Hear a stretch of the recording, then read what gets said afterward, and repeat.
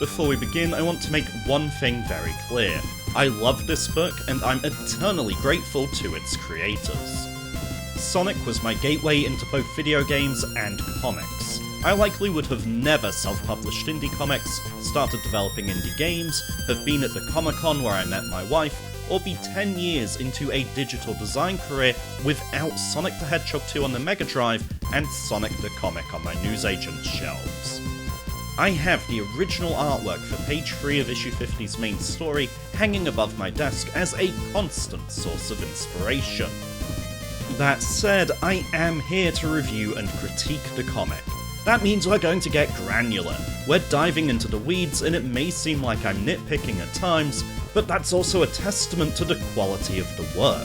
I have to dig deep to find any flaws, and I'll be heaping plenty of gushing praise on this arc too. I've been lucky enough to meet this particular story's writer, Nigel Kitching, and artist Richard Elson at multiple conventions over the years. They're both really friendly, down-to-earth, and approachable. They've also watched and responded well to my past videos on Sonic the Comic, so I can promise you they're not offended. If anything, they're happy to talk shop at length. They know this comes from a place of love and respect. How do you adapt a game's story into comic form when you only have half of the source material to work with? Sonic 3 and Knuckles is heralded by the fanbase as having some of the franchise's best storytelling. Without a single line of dialogue, these games managed to introduce a fan-favourite new character, expand the lore, and tell a cohesive story where each level felt connected as we explored a brand new location. It gave the comics a lot to work with, or at least it could have.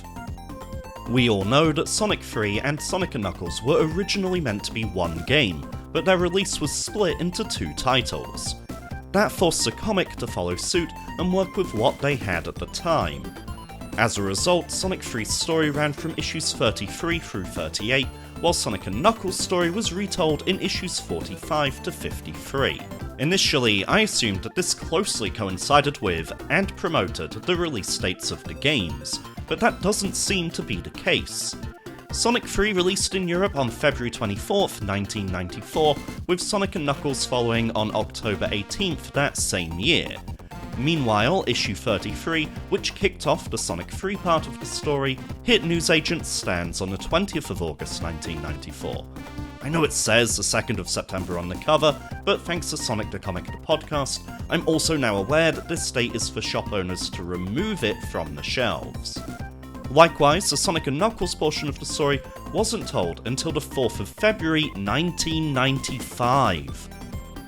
It gives us a pretty weird looking timeline where there's about a 4 to 6 month gap between the release of each game and its respective comic adaptation. While I understand that the writer, Nigel Kitching, and artist Richard Elson presumably had to play the games, then write and draw these stories, that still seems like a long time, even if they didn't get advanced copies of the game or preview materials from Saga. I can also tell you that not all of our favourite moments from those games made the cut, but thankfully we still get a story that fits the lore of the comics world, is beautifully drawn, and provides a thoroughly entertaining read. We start with one of the annual summer specials.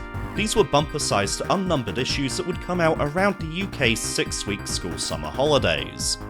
Thankfully, this would be the only time that a core story would start in one of these specials, and even then, it's largely skippable. I missed out on this back in the day, and it didn't impact my enjoyment of the story one bit.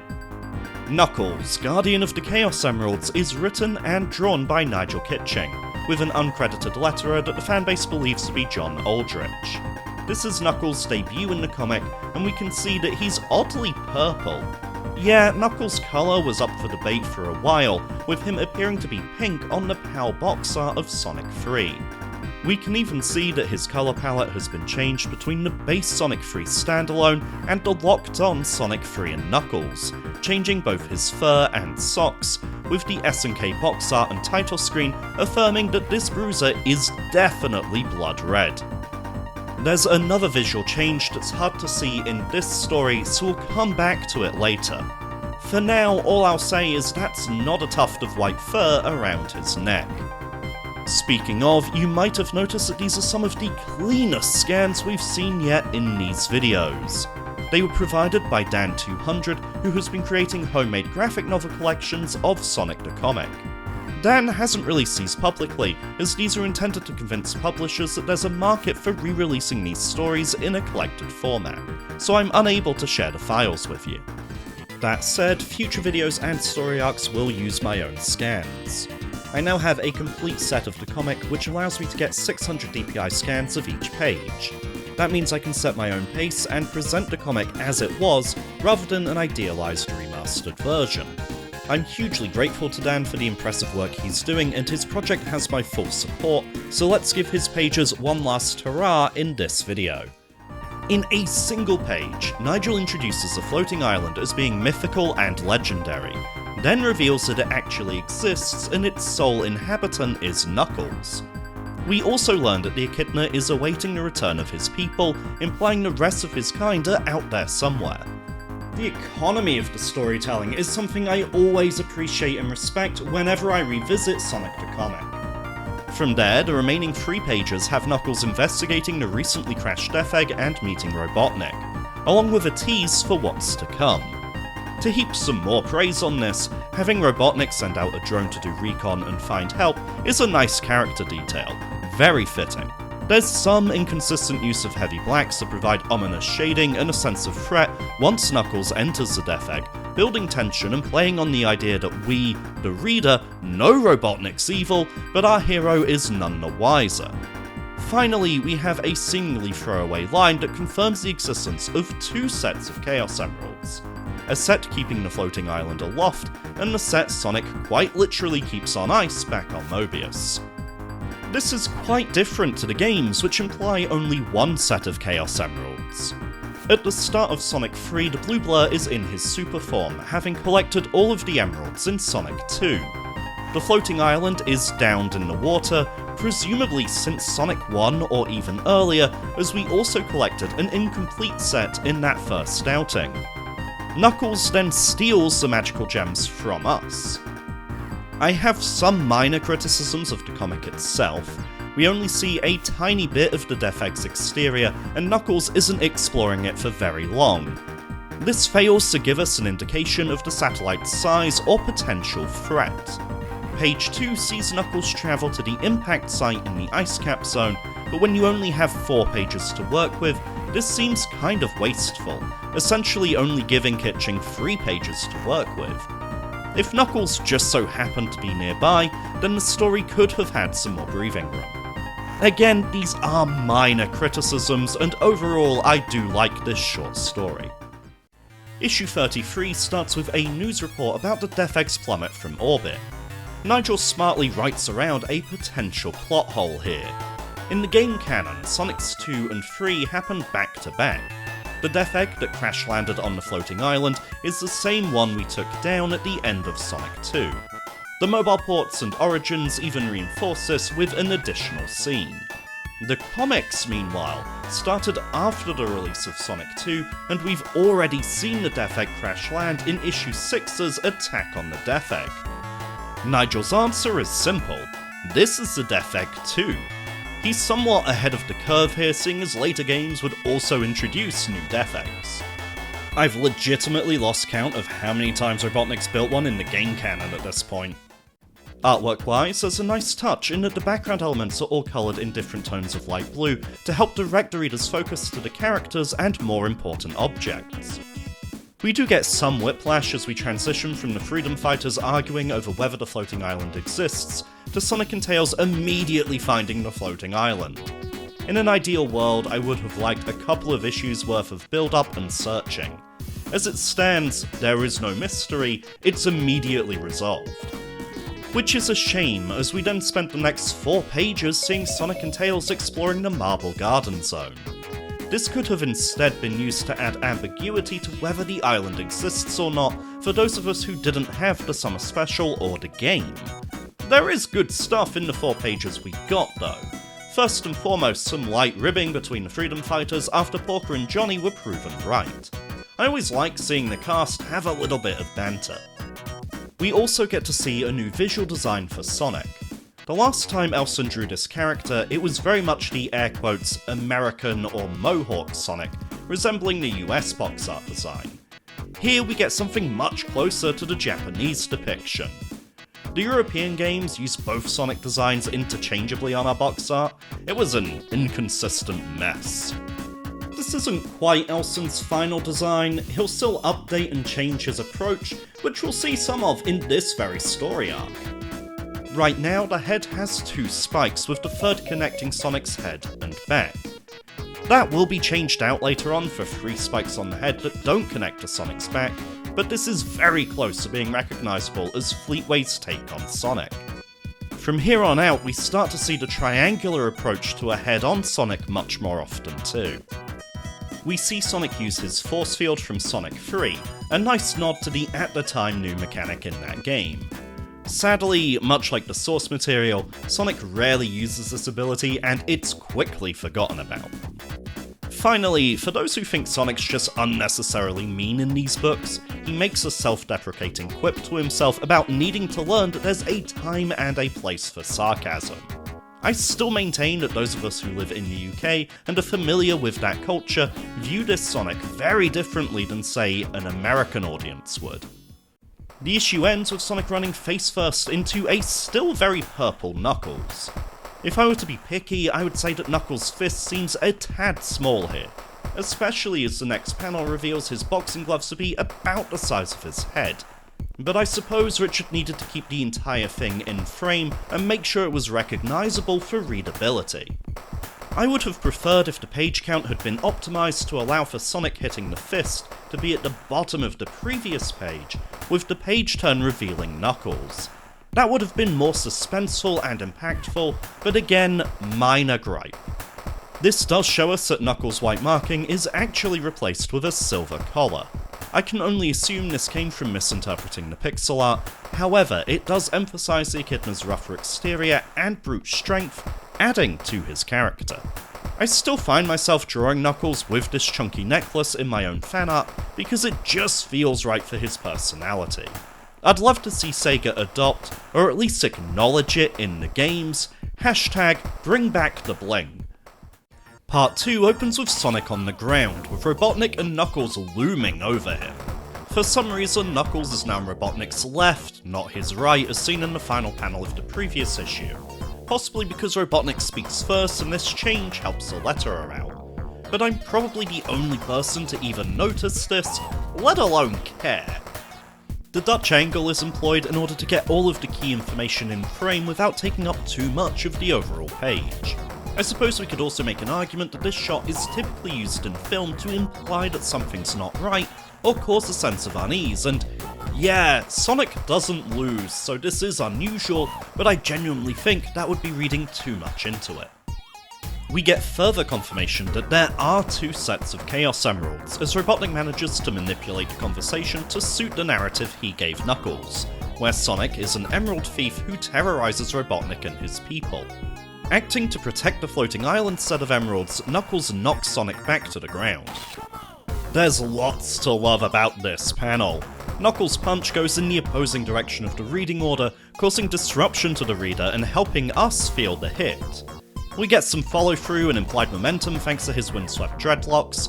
We have some manga-styled action lines to help pull us into the shot, while Sonic's twisted body points us downwards into the final panel.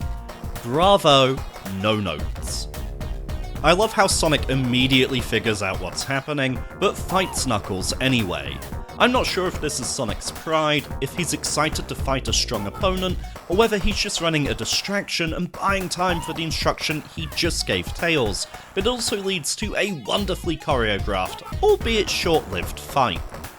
Sonic's fast enough to dodge a straight punch, so the echidna goes for area of effect attacks, tearing up the ground.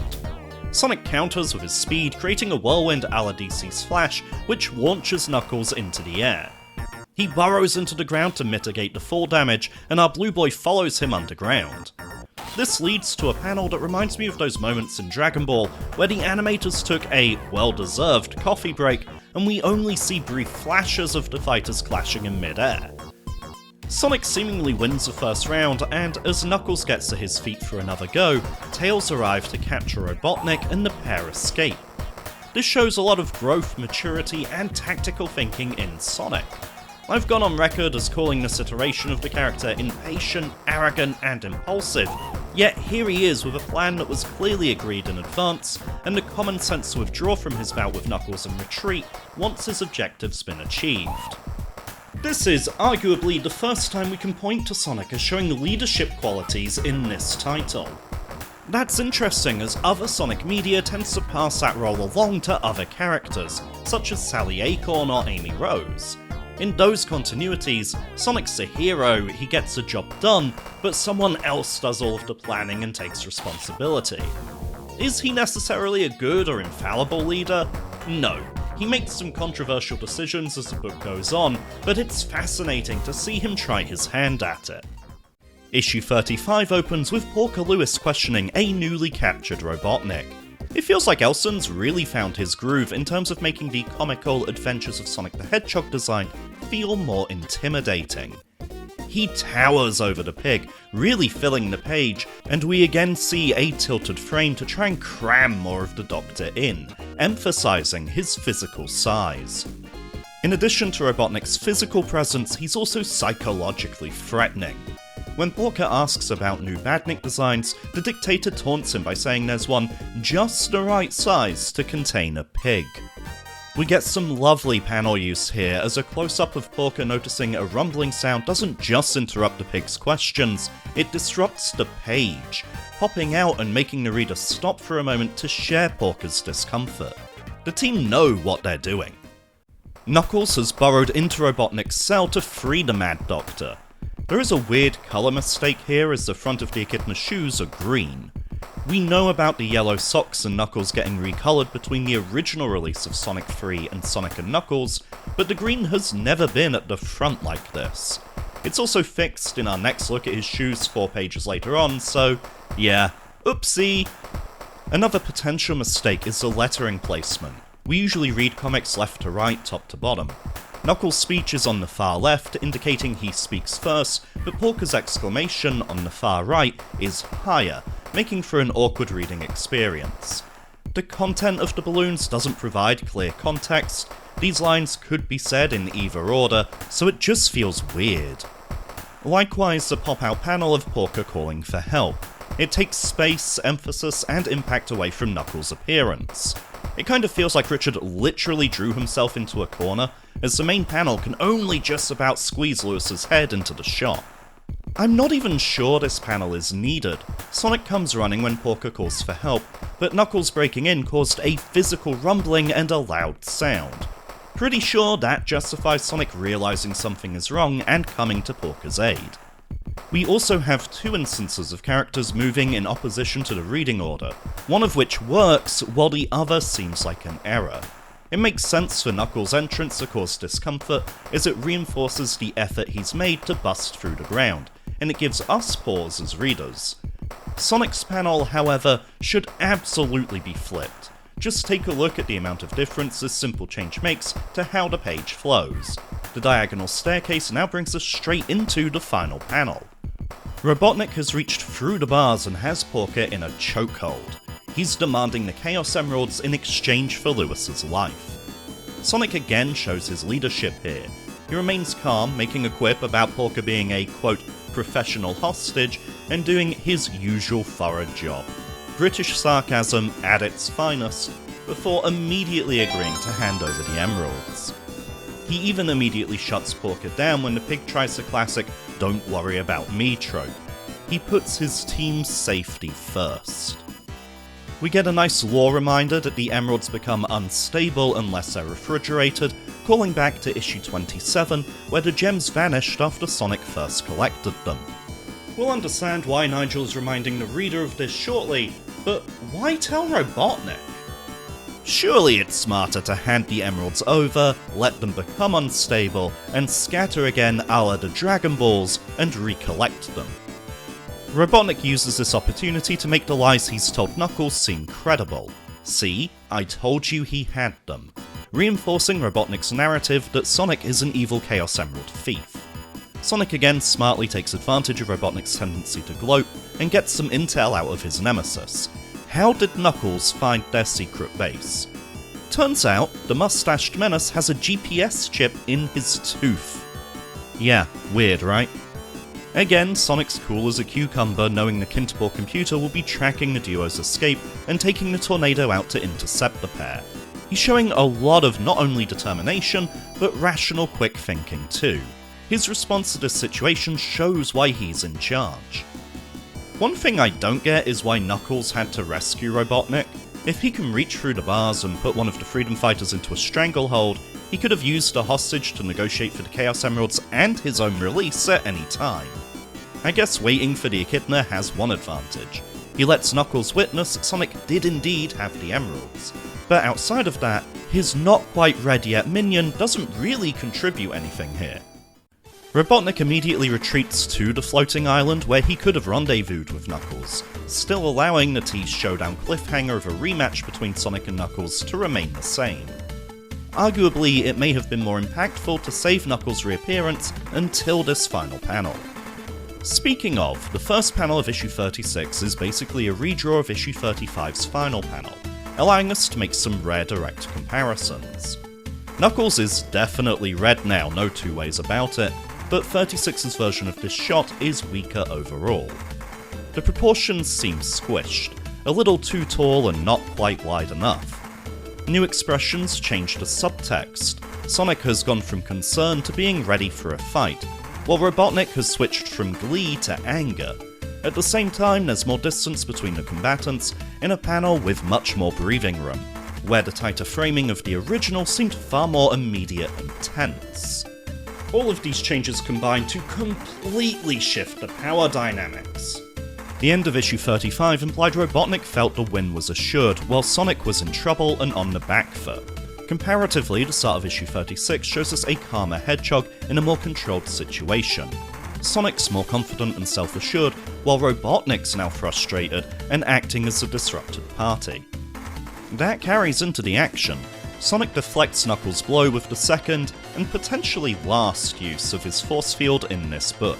We even get a brief explanation of how it works for the warheads out there. Sonic quickly controls the fight with a display of special techniques, with Knuckles resorting to using the island's traps to pin his opponent down. This time, it's Knuckles who makes a tactical retreat, a role reversal from issue 34. We see some playful banter between Sonic and Tails as he initially pretends to be trapped before easily freeing himself. The Blue Blur claims he wanted to see what Robotnik's plan is, his curiosity getting the better of him and giving his enemy a deadly opportunity. In the Temple of Chaos, a stand-in for the as-yet unrevealed Hidden Palace, this issue had a removed from display date of 14th October, 4 days before the global release date of Sonic and Knuckles. We're told that the 6 Chaos Emeralds were split into 12. I really love this idea, as it allows the events of Sonic's 1 and 2 to happen without implying that the floating island has been, well, not floating for potentially years at this point. We don't have to ask, why did the emeralds vanish from Hidden Palace and into the special stages for Sonic's 1 and 2? What was the inciting incident, thanks to these twin sets? Knuckles also mentions a 7th Chaos Emerald, stating that it controls the power of the other 6. That one line handily explains why they became unstable and scattered after the events of Sonic 1, and why the emerald count changed between the first 2 games. Sonic simply found an incomplete set in that original outing. 18 years later, the games would make this official canon in a new ending cutscene for Sonic 1 in the Sonic Origins collection. You have no idea how much I cheered on seeing this in-game, as the comic's suggestion that this was the case very much became my firm headcanon, making Origins feel like long overdue validation, as well as a rare official acknowledgement of Fleetway. Robotnik dismisses Knuckles' concern, saying he's created a device to act as a stand-in for the 7th Emerald. The Tyrant combines the 12 jewels back into their original 6, which, given the context of the game's release date and seemingly not getting advanced materials from Sega, somewhat predicted the Super Emeralds. That's simply wild to think about. Unsurprisingly, Robotnik immediately channels the power of the emeralds into himself, becoming an invincible god. Funnily enough, not the only Sonic media to do that, and not even the only time this comic would see this plan enacted. Sonic arrives too late and laments his decision to let Robotnik go to see what he was up to. Again, believable character flaws. Now, I do have multiple complaints with this penultimate page. First, it breaks a golden rule of comics: show, don't tell. He's turned tails into glass. Cheers for that, Sonic. Pretty sure we could see that for ourselves. Second, the conflict is again resolved too quickly and easily. Knuckles pulls out the real Grey Emerald, having lied about it being missing, and uses it to immediately and effortlessly defeat Robotnik.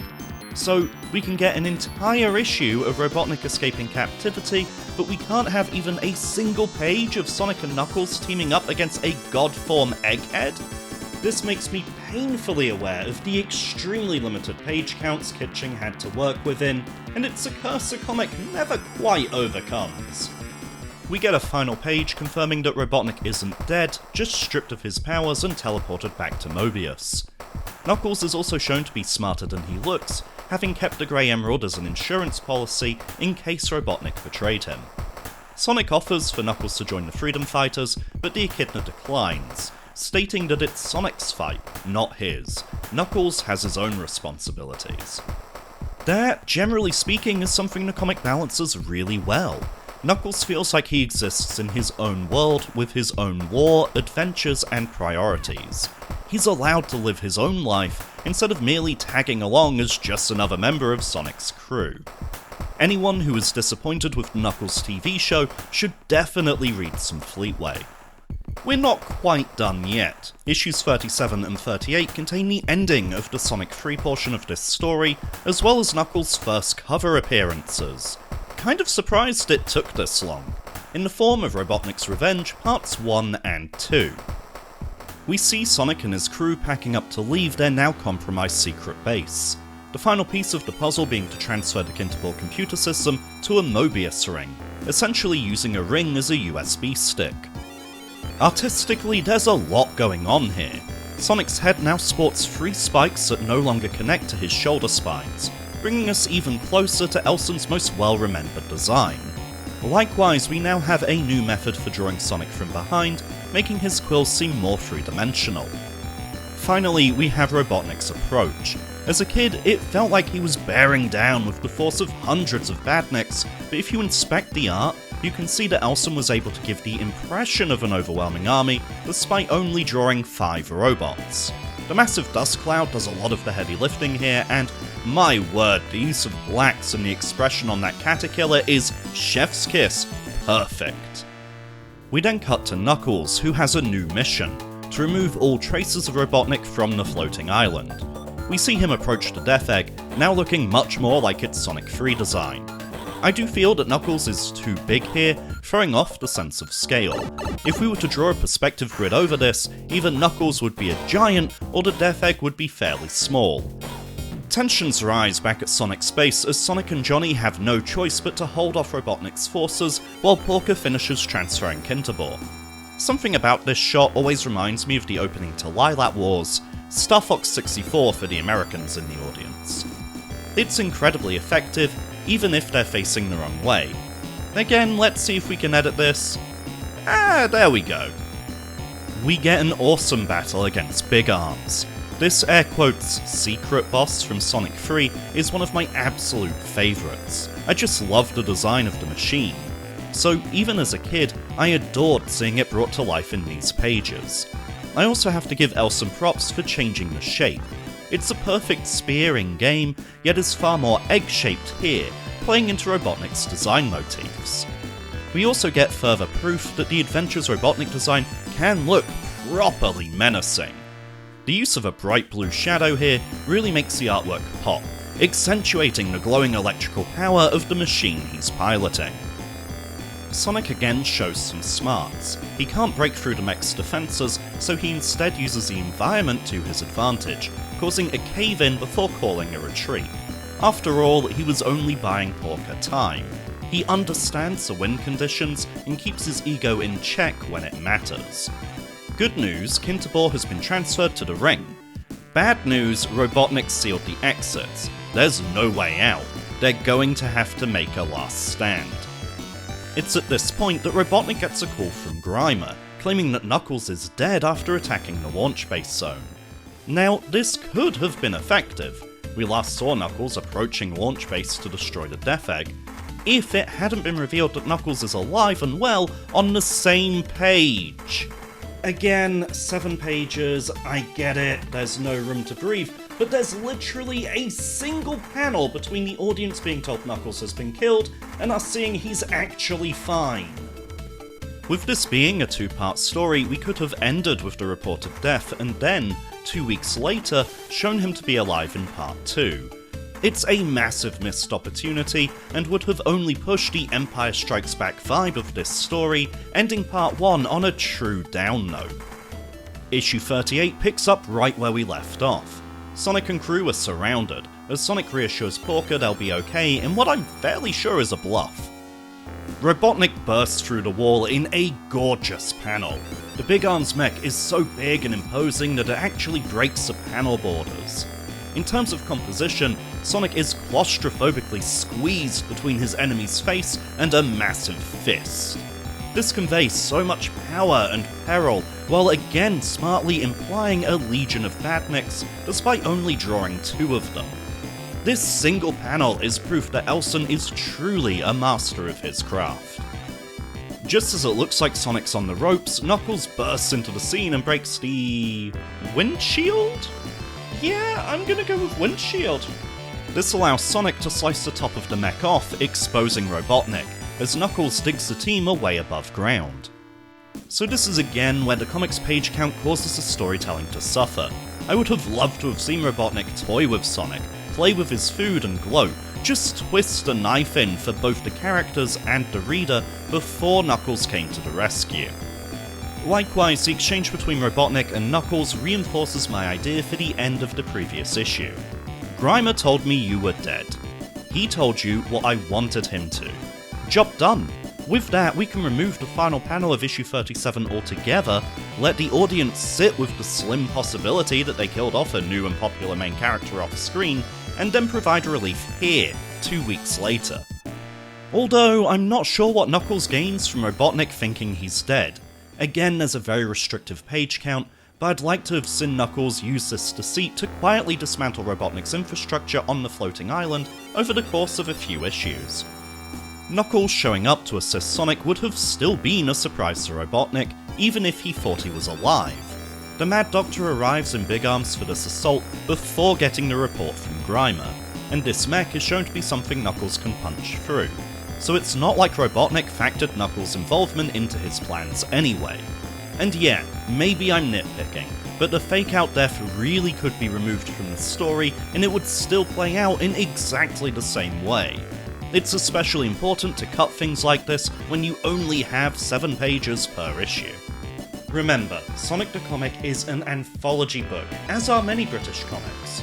There are usually 4 stories having to share the 30-ish page count, some of which are for other non-Sonic Saga properties, so each story gets allocated between 4 and 7 pages per fortnightly issue. Even at the maximum page count of 7, a single part of a Fleetway story has around a third of the page count of an Archie or IDW story. Yes, you heard me correctly, a Sonic the Comic 3-parter has the page count of 1 IDW book. The story we're reviewing today spanned 7 issues back then, but would only account for around 2 books today. Back to the story. With room to breathe, Sonic, Knuckles and Johnny team up to take on waves of badniks, as well as trooper reinforcements.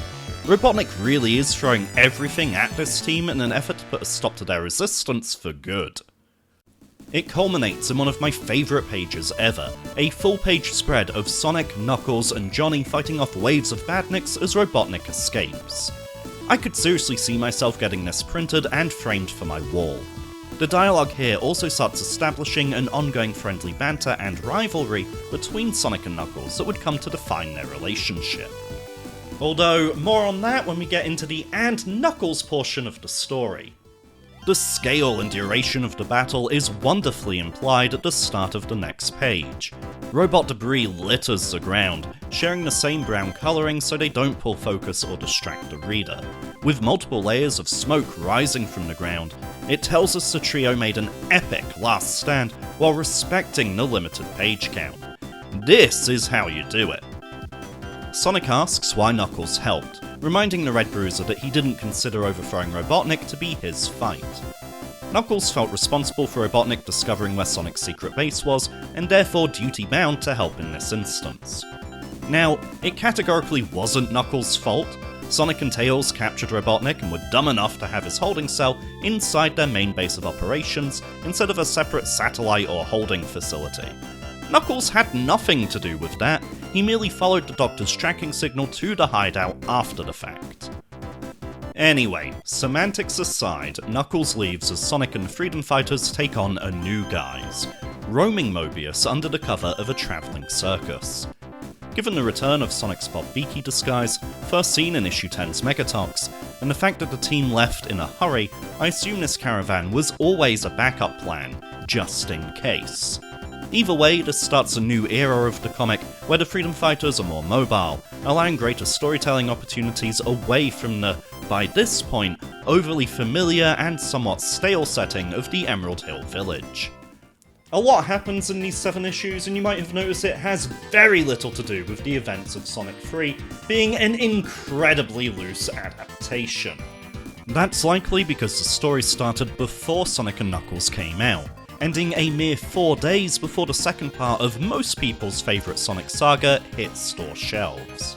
Nigel and Richard probably didn't know what would happen in what was essentially Sonic 3 Part 2, so made the, in my opinion, smart decision to stick with their own characters, universe, and lore, while borrowing as few elements from the games as possible. They even smartly wrote around continuity errors, like the Death Egg having already crash-landed into the sea in the comics canon.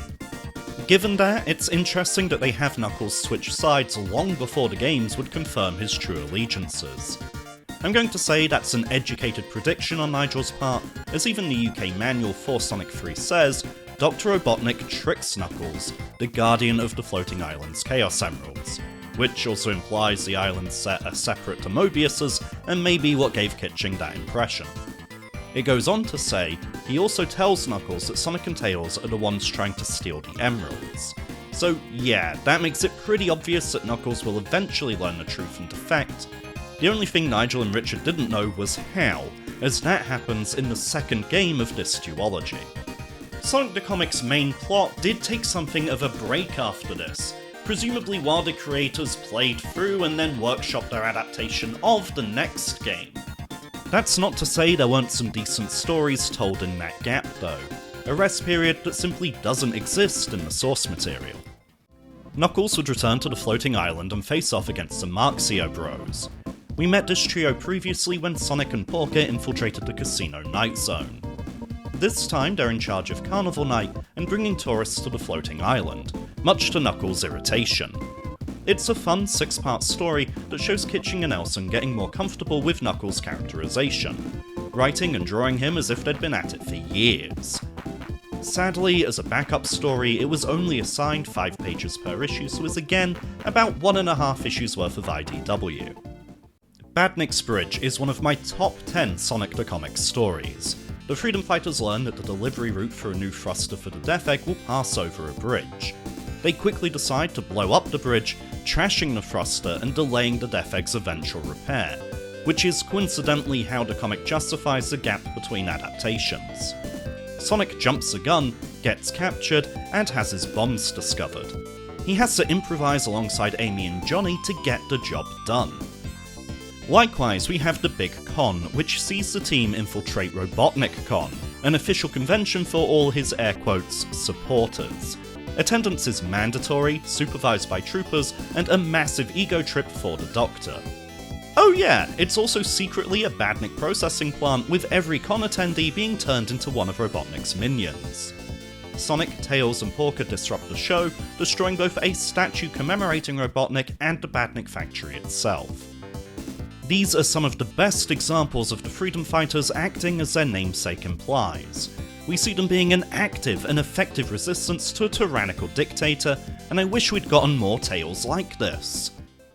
Loose Stringer's Enter the Cybernik is a three-parter that introduces Short Fuse, a fan-favourite comic-exclusive character. This is a super badnik with impenetrable armour. Unfortunately for Robotnik, the brainwashing program goes awry and Shorty keeps his own mind and will, giving Sonic and friends another powerful ally. Finally, Ice Cap Attack sees Sonic and Knuckles reluctantly team up after Robotnik creates a portal that teleports badniks from the floating island directly to Mobius, making it a shared problem for the pair. I mainly enjoy this one for its dialogue and depiction of the friendly rivalry between the pair. Importantly, it ends with Knuckles telling Sonic not to trespass on the floating island again, and yeah, that's relevant for all of one line in the Sonic and Knuckles adaptation. Right, let's not waste any time and jump straight into issue 45, Day of the Death Egg.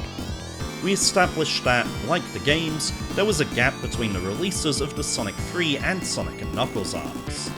Issues 39 to 44 set a tense status quo where the Death Egg served as a looming threat that was actively undergoing repairs on the floating island. It was a ticking time bomb that Sonic and the Freedom Fighters were keen to disrupt, resulting in one of my favourite two-parters, Badnik's Bridge. However, their efforts could only delay the inevitable. Issue 45 shows us that eventuality with the Death Egg launching and attacking the Emerald Hill Zone. Pitching and Elson open by showing their mastery of pacing a page. The launch is an event we've been leading up to for 6 issues across 12 weeks, so they take their time with it. We slowly step back as each stage is complete and the Death Egg's anchors decouple. It gives the satellite an imposing sense of weight and scale. If I were to be overly critical and nitpicky, when have I ever been known to do that, I would change this 4th panel. It breaks the line of visibility and sense of motion.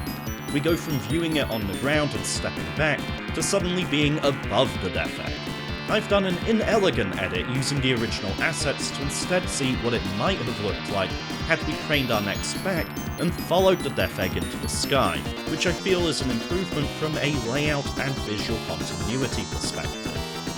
This would also allow the 5th and final panel to feel like we've flown to catch up with the vessel, or at least bought some incredibly powerful binoculars. In the original, this is another camera change and goes against the consistent distancing, but the speed lines and falling smoke trails do give the panel a fantastic sense of velocity. Having this 5th panel here also allows our page turn to reveal a gorgeous full page of the Death Egg blasting through the sky. The colouring is spot on here, with the white hot heat of the thrusters reflecting off the Death Egg's steel body. Even the Soul Cloud in this scene has an orange and yellow underbelly to emphasise the power of this explosion. It's also a great example of how Robotnik's creations are drawn throughout Sonic the Comic. The forms are generally asymmetrical, the panels are a mismatched mess. It looks cobbled together, but with purpose and intent, as manic as the Doctor who put it together. It's a wonderful way of characterising our villain through his machines. We then see Sonic and Tails fighting off some badniks. There's not much to say here other than it's another nice example of Sonic using his brains and the environment while trusting in his allies, instead of brute forcing his way through every fight. There's also a nice contrast between the overall cheery nature of this scene and its final panel, where Sonic and Tails are suddenly bathed in shadow.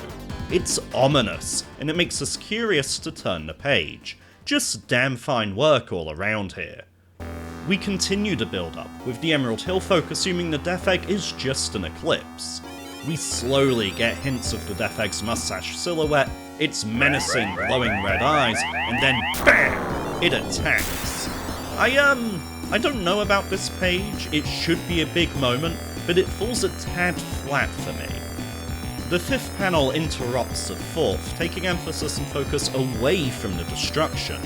Its speech balloon could have easily been placed in panel form. It also shows us that everyone's okay, which, yeah, we could argue kids' comic, but well, we'll see shortly. Still, it undermines the beam's power. We also have this duck character looking straight at the audience who, for some reason, reminds me of James Pond, the mere mention of which probably just unlocked some memories, featuring a borderline slapstick pose that warrants a Looney Tunes "oh dear" sign. It's tonally inconsistent, and we're left unsure how to feel as readers. On the plus side, the flow of this page is masterful. Our eyes know exactly where to go.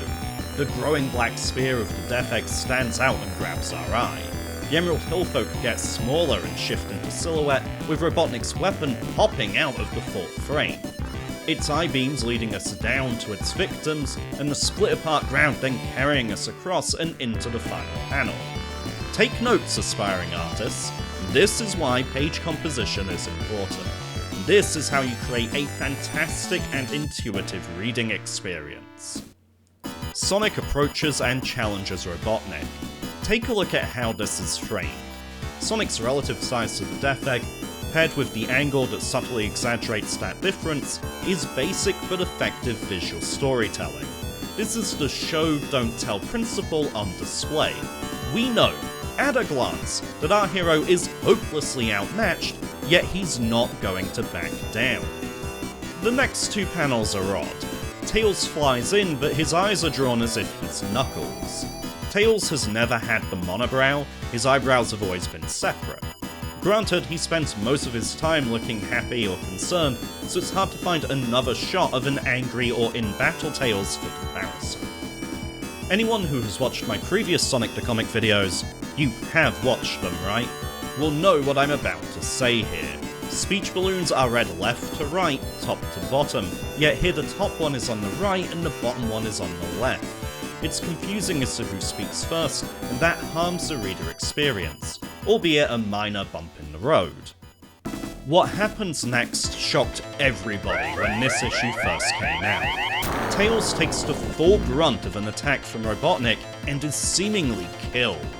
The look in Sonic's eye and the misty vapour matching the beam's colour implies there's not even a body left to bury. The choice to not give Tails an outline and to only convey him in the colouring really sells the idea that the fox is in the beam too. And if we think that's too dark for a licensed children's comic, the next page doubles down on what just happened, removing any ambiguity. Robotnik, you murderer. Tails was only a kid. Yeah, they not only went there, they made a point to remind us of Tails' young age too. Sonic leaps into action in a slightly confusing panel. We follow the speech balloons down along the left side, meet Sonic's dust cloud, and then follow his motion trail to the hedgehog, leading us back into the first bit of text. This creates a cyclical eye flow without an exit point, which is perfect for traditional art, but counterintuitively prevents readers from moving on to the next panel. This might be one we could improve by simply flipping the panel, so we start with Sonic, go into Robotnik's dialogue, and then exit into the next vignette. It's not a perfect solution, as the bubbles still arc away from the next panel, and the rising smoke beneath the Death Egg still takes us down to Sonic's dust cloud and motion trail, forming the loop, but it is a tad cleaner. Before Sonic's attack can connect, Robotnik fires again. This might be a small panel, but it's also one of the most impactful in this story. We essentially have three colours: red, white, and black. Fine and a little bit of grey. There is nothing except the Death Egg and the destruction this mechanical monster unleashes. It is one of the most sinister, yet understated panels in STC's entire history. The next shot is the polar opposite, being a piece of art that draws a lot of attention and praise as Sonic gets hit. We can really feel the intense heat this thing is putting out, as Sonic's shoes and gloves melt off him. Elson uses high contrast, with the beam being pure white in the centre, surrounded by black at the edges, to laser focus, pun intended, our attention while pushing the perceived brightness of the beam. We turn the page to see nothing. Just a black panel with the words, "It's finished." That's chillingly cold. The comic takes a moment to pause and makes us digest what we just read. Robotnik's right-hand man, Grimer, hits the lights to reveal that everything we've just seen has been a simulation. The comic even winks at us, with an editor's note saying, "You didn't really think we'd let anything happen to poor Tails, did you?" While this may not have been a real attack, we do get confirmation that the Death Egg's main thruster has arrived and an actual launch is imminent.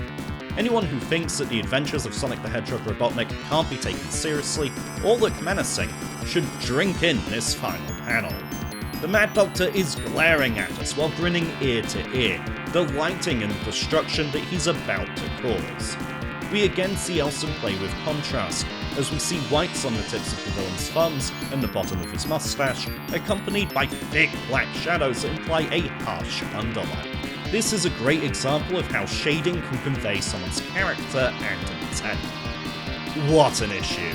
While they may have pulled a psych at the end, we still saw a children's comic attack an innocent village, kill a child protagonist, and then murder the lead character. It is an amazing display of power that reminds us of the stakes. A lot of people skip this issue, believing the Sonic & Knuckles arc starts with issue 47's Mystery of the Sandopolis Zone, and I strongly feel they're missing out.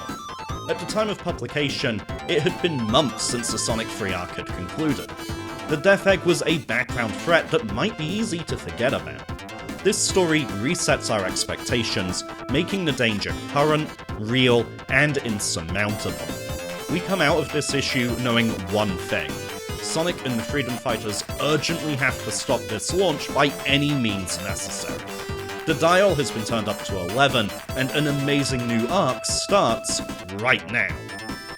Except for issue 46's A Big Con, which we covered last time, but for now let's conveniently ignore that. Issue 47 opens with Sonic and Tails flying back to the floating island. Sadly, this opening page isn't Elson's best work. The reveal of the island itself lacks the grandeur we saw in the Sonic 3 segment, showing us very little of Knuckles' home. Issue 33 was 28 weeks or around 6 months ago. There would have been benefit in re-establishing that sense of scale and wonder. Sonic hops off the tornado, leading us towards the final panel. However, we're experiencing a lot of viewpoint changes. While the camera never breaks any rules, staying on the same side of the biplane throughout, we go from a 3/4 slightly elevated front view to a 3/4 sunken back view, and then we climb again to overlook the vehicle once more. All the time, our distance from the duo is constantly shifting. It also results in Sonic landing in the wrong direction. Our eyes need to reach the bottom right corner, but everything about this pose and its action lines directs us to the bottom left instead. I believe Elson was between a rock and a hard place here, as he either needed to cut the camera to allow Sonic to jump from the other side of the plane, breaking continuity of motion between panels 2 and 3, or flip panel 4, which again introduces a jarring change for the reader. Richard picked the lesser evil, but time permitting, this entire page likely needed revisiting and replanning. I also have bad news for Tails fans. This is all we'll see of the Fox in this story. Sonic says his mission calls for speed, and he doesn't want anyone slowing him down. It echoes the fact that Tails isn't playable in the standalone release of Sonic & Knuckles. We can only access him via locking on Sonic 3, and it allows a greater focus on the dynamic and banter between Sonic and Knuckles, something I greatly enjoyed throughout this arc. Sonic quickly scouts out the Death Egg, which, like the island itself, doesn't get a big reveal.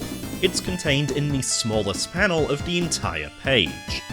Perhaps Kitching and Elson felt that issue 45 already placed enough emphasis on the looming threat of the Death Egg, and that it had successfully left a lasting impression on the readers. It's interesting that the Death Egg is visible from Sandopolis, and I'm presuming that's Marble Garden in the far background. When we think about Sonic's journey through the game, it makes sense. We venture into the pyramid, seemingly going deeper underground, and emerge in the caves of Lava Reef. From there we can see the Death Egg sitting atop the volcano. It makes sense that elevated position would be visible from the desert. The comic follows the same flow of events and locations, but with one change. In the comic, Sonic never prevented the Death Egg's takeoff in Launch Base, so it never crash-landed on top of this volcano. Instead, Sonic the Comic's lore has launch base intentionally built into Lava Reef's mountainside, which just makes Robotnik seem all the more unhinged. Sonic's goal is ambiguous. He says he can't let Robotnik finish repairing the Death Egg, but if this was an assault, we would assume he would bring the whole crew. Is this a recon mission? The Hedgehog doesn't get time to elaborate, as a sandworm which, fun fact, I learned is different to a caterpillar while writing this video, attacks from underneath. We've got some nice anticipation in the preceding frame, as the ground shakes below our hero, helping to push the impact of the strike. The colouring is lighter on Sonic, possibly to reflect how video game sprites often flash when taking damage. The robot itself is in a straight, rigid, tense line to imply strength. This definitely hurt. It swings back around for another attack, and wow, look at the size of that thing.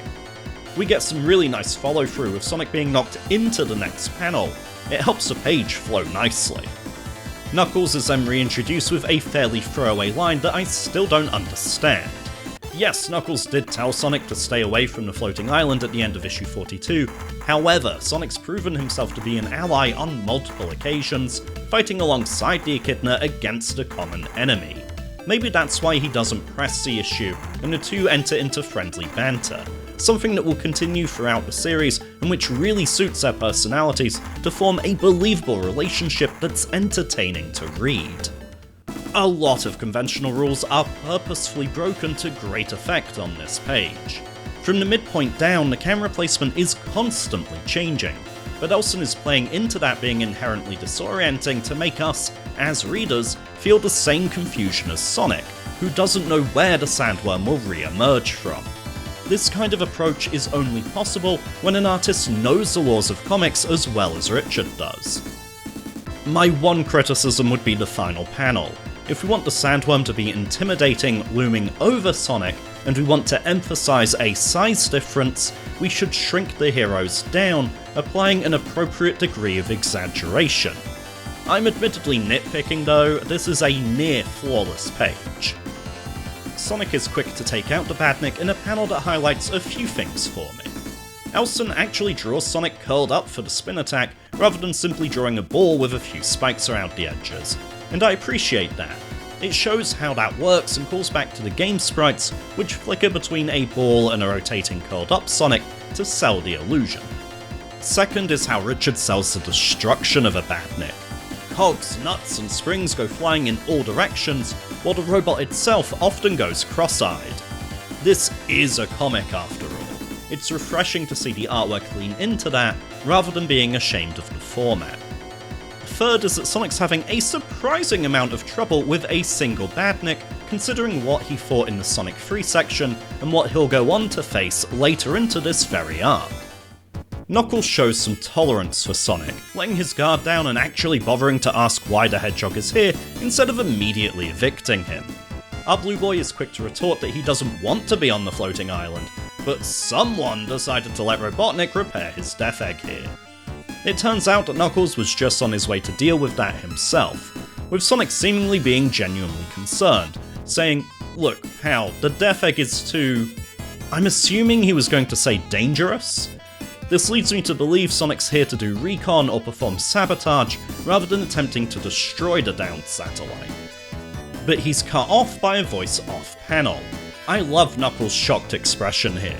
Seriously, this needs to be a Discord server emote or the internet's new shocked Pikachu face.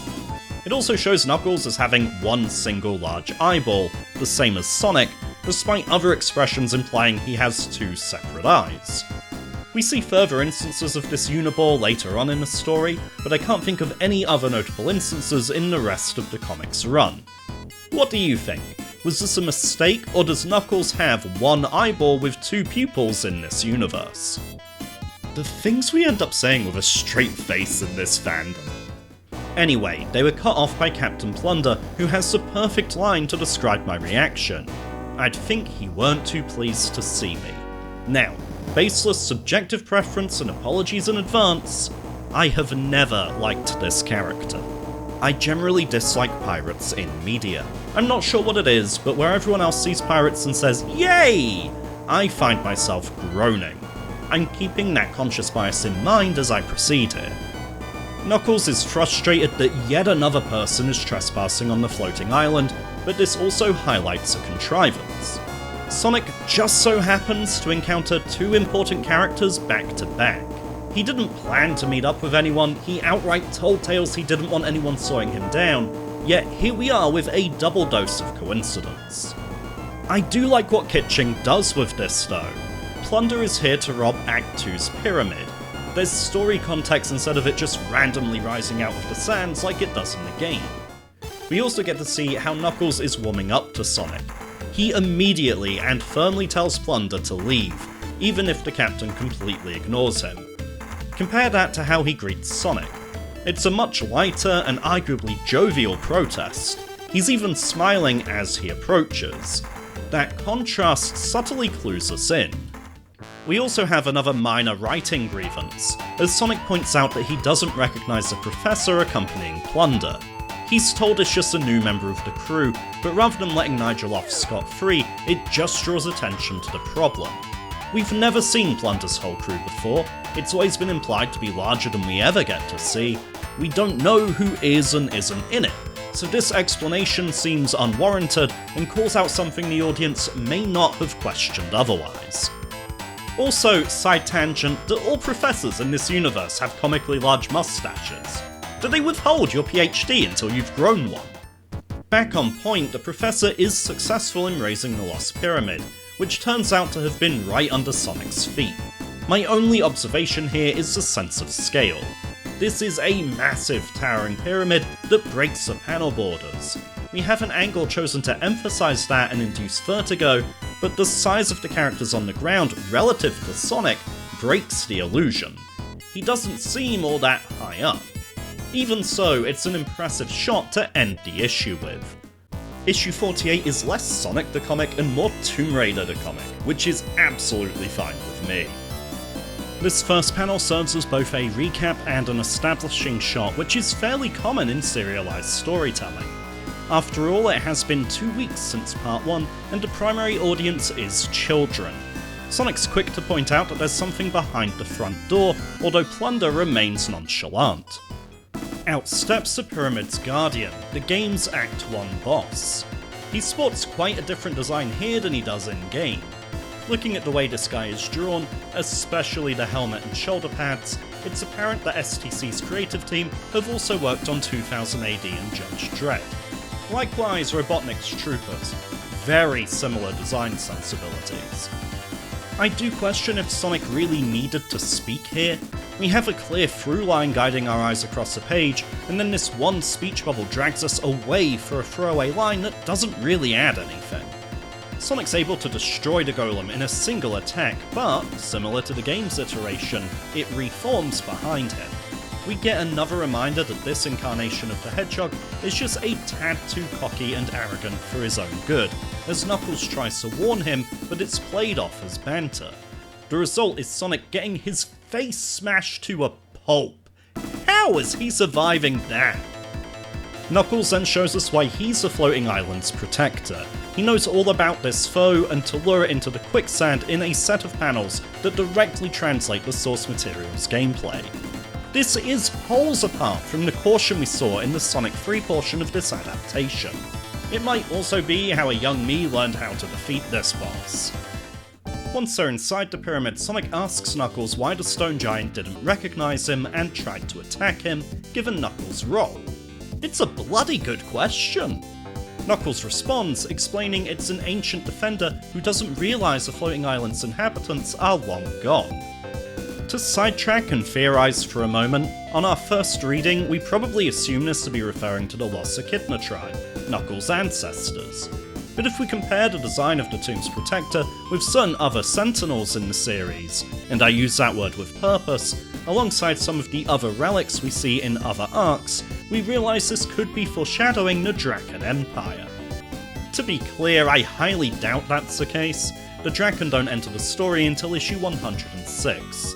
It's unlikely they were planned this early, and we've already noted that the Guardian and Troopers share patterns with 2000 AD characters. Old habits die hard. chances are the Draken are a retcon in the truest sense of the full term, retroactive continuity. That's not a dirty word or inherently bad. Mangaka on weekly chapter deadlines with no idea how long their story would run for due to the constant threat of cancellation would often find seemingly insignificant objects and characters from previous chapters to then build new lore, events, and reveals around. It gave the illusion of a greater plan, as if they had sown those seeds from the start, and that method became part of some of the best long-running serialized stories ever told. While we can be confident issue 29's one-shot Sentinel was later positively retconned to become more important, these other instances might just be coincidences or me reaching for something that's not there. Add in the possibility Nigel was keeping Knuckles' backstory purposely vague, just in case the games ever did explain it, and the echidna's line here being open to interpretation makes sense. Sorry, back to the issues we're talking about rather than events 60 issues and multiple storylines from now. The artwork on Sonic in this final panel feels more aligned with how Elson used to draw the Hedgehog. After sitting with it, I think the main cause is this line by his muzzle that implies a smaller, rounder face. If we remove just that one stroke, the shape of the entire face changes. When you're working with simple characters constructed of basic shapes, every single line counts. It can be surprising how much of a difference a small change can make. I also want to highlight the lighting and shading used throughout the remaining pages of the issue. As soon as the duo enter the pyramid, we start seeing heavier blocks of black to achieve higher levels of contrast. Then, once Plunder steals the treasure, ominous blue light gets brought in that dances around Sonic's face with a polished sheen. The entire next page is bathed in light blue, invoking a spooky and otherworldly atmosphere until we get the reveal of the ghosts from the game. Normal coloration resumes the moment Plunder escapes, showing the phenomenon has ended and we're back to the relative safety of normality. It's a great display of how careful colour use can completely change the tone of a scene. If you're wondering why I'm not focusing too much on the core story here, it's because there's not much to say this time. It's a fairly simple and throwaway tale. Plunder and the Professor steal the jewels, invoke the Ghost's curse, and then run away in fear. Meanwhile, Knuckles breaks a sand seal to submerge the pyramid before he and Sonic escape via a secret tunnel. It has very little impact on the overall plot, being less consequential than the supposedly skippable issue 45. I will say I enjoyed the gag across the bottom of the last 2 pages though. We see Plunder and Filch trying to get their story straight, increasing the ghost count from 3 to 50 and then 100. On the final page, we see them telling the crew they were surrounded by 200 evil spirits. Our 49th issue opens by ramping up the tension.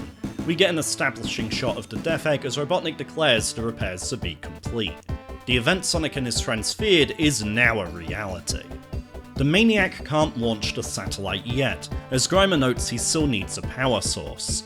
Ivo turns and instructs a shadowy figure to retrieve the Master Emerald. I love how this is handled, keeping Robotnik's servant just out of shot with only glimpses of his frame. It's a classic horror technique of only hinting at the monster until you absolutely have to show it, because we naturally fear the unknown and let our imaginations run wild, terrifying ourselves. While this is going on, Sonic and Knuckles arrive at the Lava Reef Zone. They're still clashing, but it's in a much friendlier tone now. The two are obviously and actively working together, with Knuckles even serving as a guide. There's a nice moment of anticipation as the two look upwards and we turn the page to reveal the Death Egg staring down at them. I love this page for so many reasons. The yellow eyes and their massive size dominate the page, screaming for our attention. It's like a predator observing their prey, specifically an owl. Everything about this page serves to visually communicate a power dynamic. The Death Egg has the high ground, with its cool steel contrasting with a visibly uncomfortable Sonic and Knuckles below. The heroes are on the edge of a pool of lava with nowhere to go. Even the way the light and heat of the magma interacts differently with Sonic's skin compared to the metal egg shows Robotnik to be more comfortable and in control right now. We can even draw a parallel between the nature of the Death Egg and the volcano, as we know that War Machine is no longer dormant, it's active. 10 out of 10, no notes. Even the title card ups the ante. This isn't the mystery of the Sandopolis zone anymore, no. Welcome to Countdown to Disaster. This ominous title helped make this stretch of the comic feel like a huge event. It also told us that things aren't going to go Sonic's way.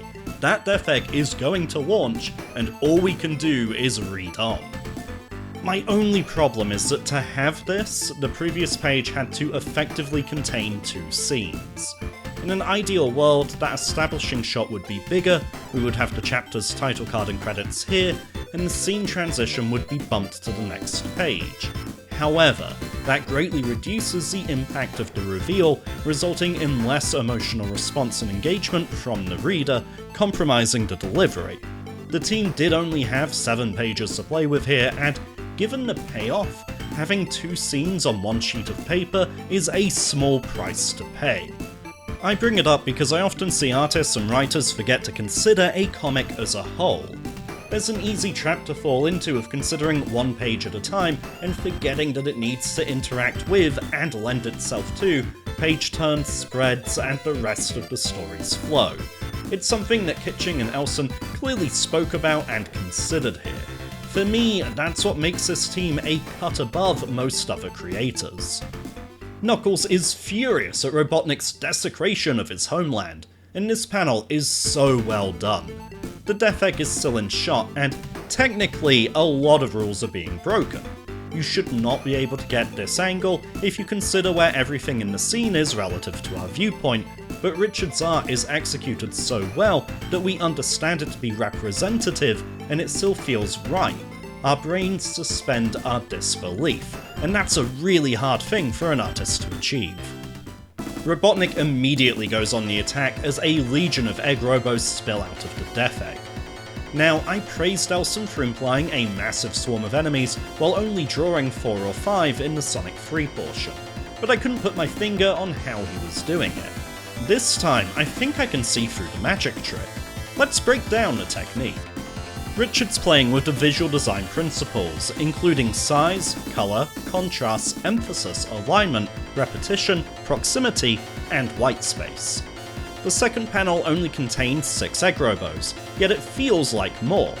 We have a primary robot front and centre as our focal point. This tells us, without compromise, what we're looking at. This is important as 3 of his companions are purposefully cut off, hidden by the panel border. We have enough information to know what they are, yet not being able to see their full frame means we're also led to assume that others might exist out of shot as well. This is a belief that's reinforced by the preceding panel, which shows far more than 6 silhouettes. We can see their origin point, an open shaft on the Death Egg, making it feel like a clown car that more could spill out of. These egg robos are all different sizes, implying depth. We have obvious foregrounds, middle grounds, and backgrounds. Combine this with the aforementioned cutoffs, and it feels like we, as the readers, are caught in the middle of their formation. There's volume to this cloud of badness. Next, we have proximity and alignment. Notice how these egg robos aren't an equal distance from one another. They don't conform to a grid, they're not regimented or disciplined, there are no clear units or batches. Some are bunched close together, while others have more white space between them. This implies a busy centre mass with stragglers around the edges. It also invites chaos, which is fitting for an attack. Contrast comes into play in a few forms. Note that robots closer to the camera are more detailed than those drawn further away. That partly emulates how our vision works anyway. It saves Richard having to draw in colour quite so much, but it also lets us focus on this central robot while only registering his buddies in our peripheral vision. You cannot look at this and know there's 6 enemies. You have to consciously count it. In the next panel, contrast comes into play with only 1 egg robo actually being detailed. The rest are silhouettes, and again, there's more than 6, and their source is obfuscated so that we can't know how many there truly are. We're also being purposely confused by repetition. Egg robos all look the same anyway, but note how similar their poses are. With the exception of that 4th panel where only 1 has any amount of detail, no one's really calling attention to themselves. They are drones in many senses of the word. This purposeful lack of identity means that we can't follow any individual robot. We don't know if we're seeing the same one multiple times or a new one each time, so again the actual count becomes impossible to track. Richard Elson is a goddamn genius and a magician, and I'm sorry if I've broken the illusion for anyone. Even with everything I've picked up on here, I can guarantee he will watch this and then message me saying, "I did all of that, yes, but I also employed this other trick that you completely missed." Somehow I still have stuff I want to say about this page, but I'll try to keep it brief. We get a lovely and simple nickname for Knuckles here, with Sonic simply calling him Red. I love that as a sign of endearment, while still putting on a facade of distance. This speech balloon breaks a panel border. Why? What is it doing up here? Would have been such a crime to overlap some of Knuckles' dreadlocks. The talking egg robo scowls here. It's cartoony, it's befitting a comic, it's effective, but I find robots more intimidating when they can't break the laws of physics to emote. There's something about that cold, emotionless blank stare that deadly killer robots have, which just gives me chills, so I'm sad we don't get that here. And yeah, the egg robo is talking. Robotnik has assumed remote control, which is apparently a thing he can do. Sadly, I don't think they do anything with this. As far as I can remember, this ability never comes up again for the entirety of the comic's run, which is a shame. It had really awesome Metal Cooler or M. Bison energy. You can defeat as many bodies as you like, he just slips into another one. Weirdly, draws some parallels with Archie's Sonic Adventure adaptation, and I would not have known about that body-swapping Robotnik without Game Apologist speed reading, so yeah, go give Nick's channel a look. Alright, that's far too much time spent on a single page, and the next one is also, as I believe the kids would say, raw. We see Sonic taking out multiple egg robos, which retroactively makes the sandworm at the start of this story seem much deadlier. Knuckles calls out, saying he has a faster way though. This next panel, chef's kiss. Sonic is punching through an egg robo, which we get to view head on. We can see parts flying from his fist. There's a scowl and grimace on Sonic's face showing the effort he's putting into the swing, and a nice curve to the character that helps sell the motion, aided by windswept curved speed lines. That curvature also means we follow Sonic's form from the panel above and into the next as some great subconscious visual connective tissue. The only mark against it is that we can see Sonic's foot in the bottom right corner. This shows us he's running while striking, but removing this would instead imply he's standing firmly on the ground with a wide stance, grounding the hedgehog and pushing the impact of the blow even further. Like I said, this book is so good that I have to get incredibly specific to find any critiques. Despite Sonic exclaiming that nothing's faster than he is, his actions tell us something else. He stops to see what Knuckles is up to as a legion of egg robos close in on them. He trusts and respects the echidna enough to actively cooperate with him. This is another spectacular panel that shows Elson has mastered crowds and overwhelming odds. Knuckles strikes the wall, releasing a stream of lava. Again, the layout and shapes here pick us up from the panel we were in and effortlessly deliver us to the next one. We can see this much more clearly if we silhouette it and look at the fundamental shapes involved. We come in through the lava stream, down the rock, and out through Knuckles. Aspiring comic artists, take notes. One downside is that while this does show Knuckles using his head, we don't get to focus on the results.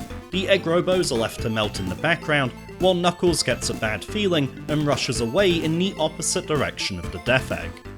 Sonic and Knuckles race towards the hidden palace zone. It took me a while to figure out why this panel felt awkward to me, and then it hit me. Sonic's pushing the same arm and leg forwards. Usually our arms and legs move in alternate directions when we run. That caused me to take a closer look at Knuckles' legs, where one is bending the wrong way, making it look broken. I've made another quick and sloppy edit, sorry Richard, to illustrate my point here. Moving Sonic's foot does make the panel feel less balanced, so maybe I should have swapped the arms instead. Actually, in hindsight, that may have been less work for me. Either way, we've successfully unbroken Knuckles' leg. We learned that the Emerald Chamber has been broken into. I think this is the first time that Elson's drawn Sonic's quills like this, and I very much appreciate the depth it adds. It's a great touch in an otherwise wonkily drawn page. More on that in a moment. Knuckles' suspicions were correct. The Master Emerald has been stolen. I always get a chuckle out of Sonic's sarcastic response here. Let's hear it for Knuckles, fearless guardian of the Chaos Emeralds. Hey buddy, losing these things is getting to be a habit. It's kind of a shame that the Emerald Chamber is revealed in such a small space, especially as the Chaos Emeralds are now the Super Emeralds, something Sonic comments on. Knuckles explains this is a result of remerging the two sets. It's what they're supposed to look like. When they were split, they had been drained of most of their powers, kind of similar to Kami and Piccolo's situation in Dragon Ball. I think it's a fantastic way to incorporate this scene from the locked-on Sonic 3 and Knuckles, while recognising that the Emeralds already returned to their rightful place in the previous story, albeit at a seemingly different altar. Going back a panel, the Echidna explains that without the Master Emerald's power, the floating island will crash down to Mobius. Sonic's quick to offer his aid and reassurance, cementing this scene as when the duo truly start to trust each other. Knuckles has gone from believing Sonic to be a Chaos Emerald thief to now walking the Hedgehog straight into the Hidden Palace, arguably the most sacred place on the entire island. Sure, they still put on a show and take verbal shots at each other, but it's done with a knowing, friendly smile now. It's just a shame Uni-Eye Knuckles returns here and again directly below. The artwork for this page is fine, but it's not up to Richard's usual standards. We have posing errors, off-model characters, and an ineffective panel layout that places one of the most important reveals in one of the smallest spaces. The quality does pick back up again almost immediately, with one exception, so I wonder if Elson was feeling unwell when he drew this one. The next page shows Robotnik celebrating. It's an important and well-placed reminder as we've not seen our main antagonist for a while. We also get confirmation that, while the Master Emerald has been stolen, Ivo hasn't received it yet. It's still in transit, meaning there's still one last chance for our heroes to intercept it and prevent the launch. This page reinforces my idea that Elson might have been under the weather or up against a deadline, as there's an uncharacteristic lack of backgrounds here. Robotnik and Grimer largely exist inside of a white void, decades before Sonic Generations. Our final panel also looks familiar, being very similar to the final panel of issue 45. It's clearly a freshly drawn new take on the pose, but that reuse does imply an external pressure behind the scenes. I should clarify that's purely conjecture on my part. I don't know what the circumstances may have been. Thankfully, the final page of this issue is one of the best in the comics' history. Sonic and Knuckles spot a glowing light, following it to find Mecha Sonic, or Metalix as he's called here, absorbing energy from the Master Emerald a la his in-game fight with Knuckles. Look at this page! Bearing in mind this seems to have been coloured with alcohol-based markers, Elson still does a light source and gradient. He still executes green rim and bounce lights from the Master Emerald. His texture work not only helps the Master Emerald glow, it also imitates patterned glass, the kind we used to see on doors in the 80s and 90s. Mecha himself takes up the page in a powerful pose that screams, "Come at me." We're again using simple positioning with a slightly tilted angle to visually convey power dynamics.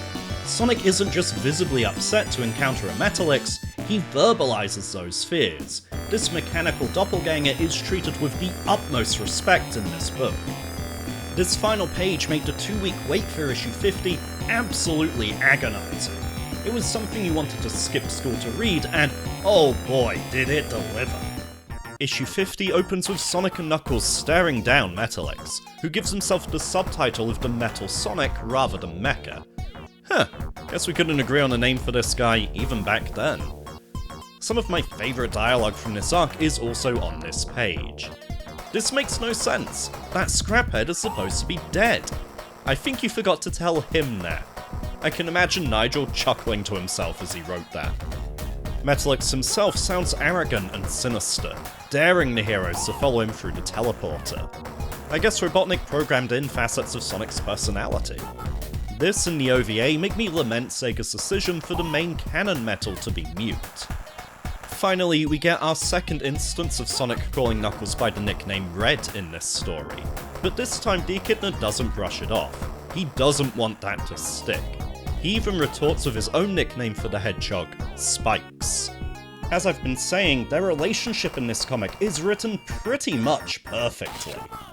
Let's talk art. We get a really good sense of where everyone is and what's happening. The wispy smoke in the first panel sets a tense and ominous stage, where we can see the teleporter in the background.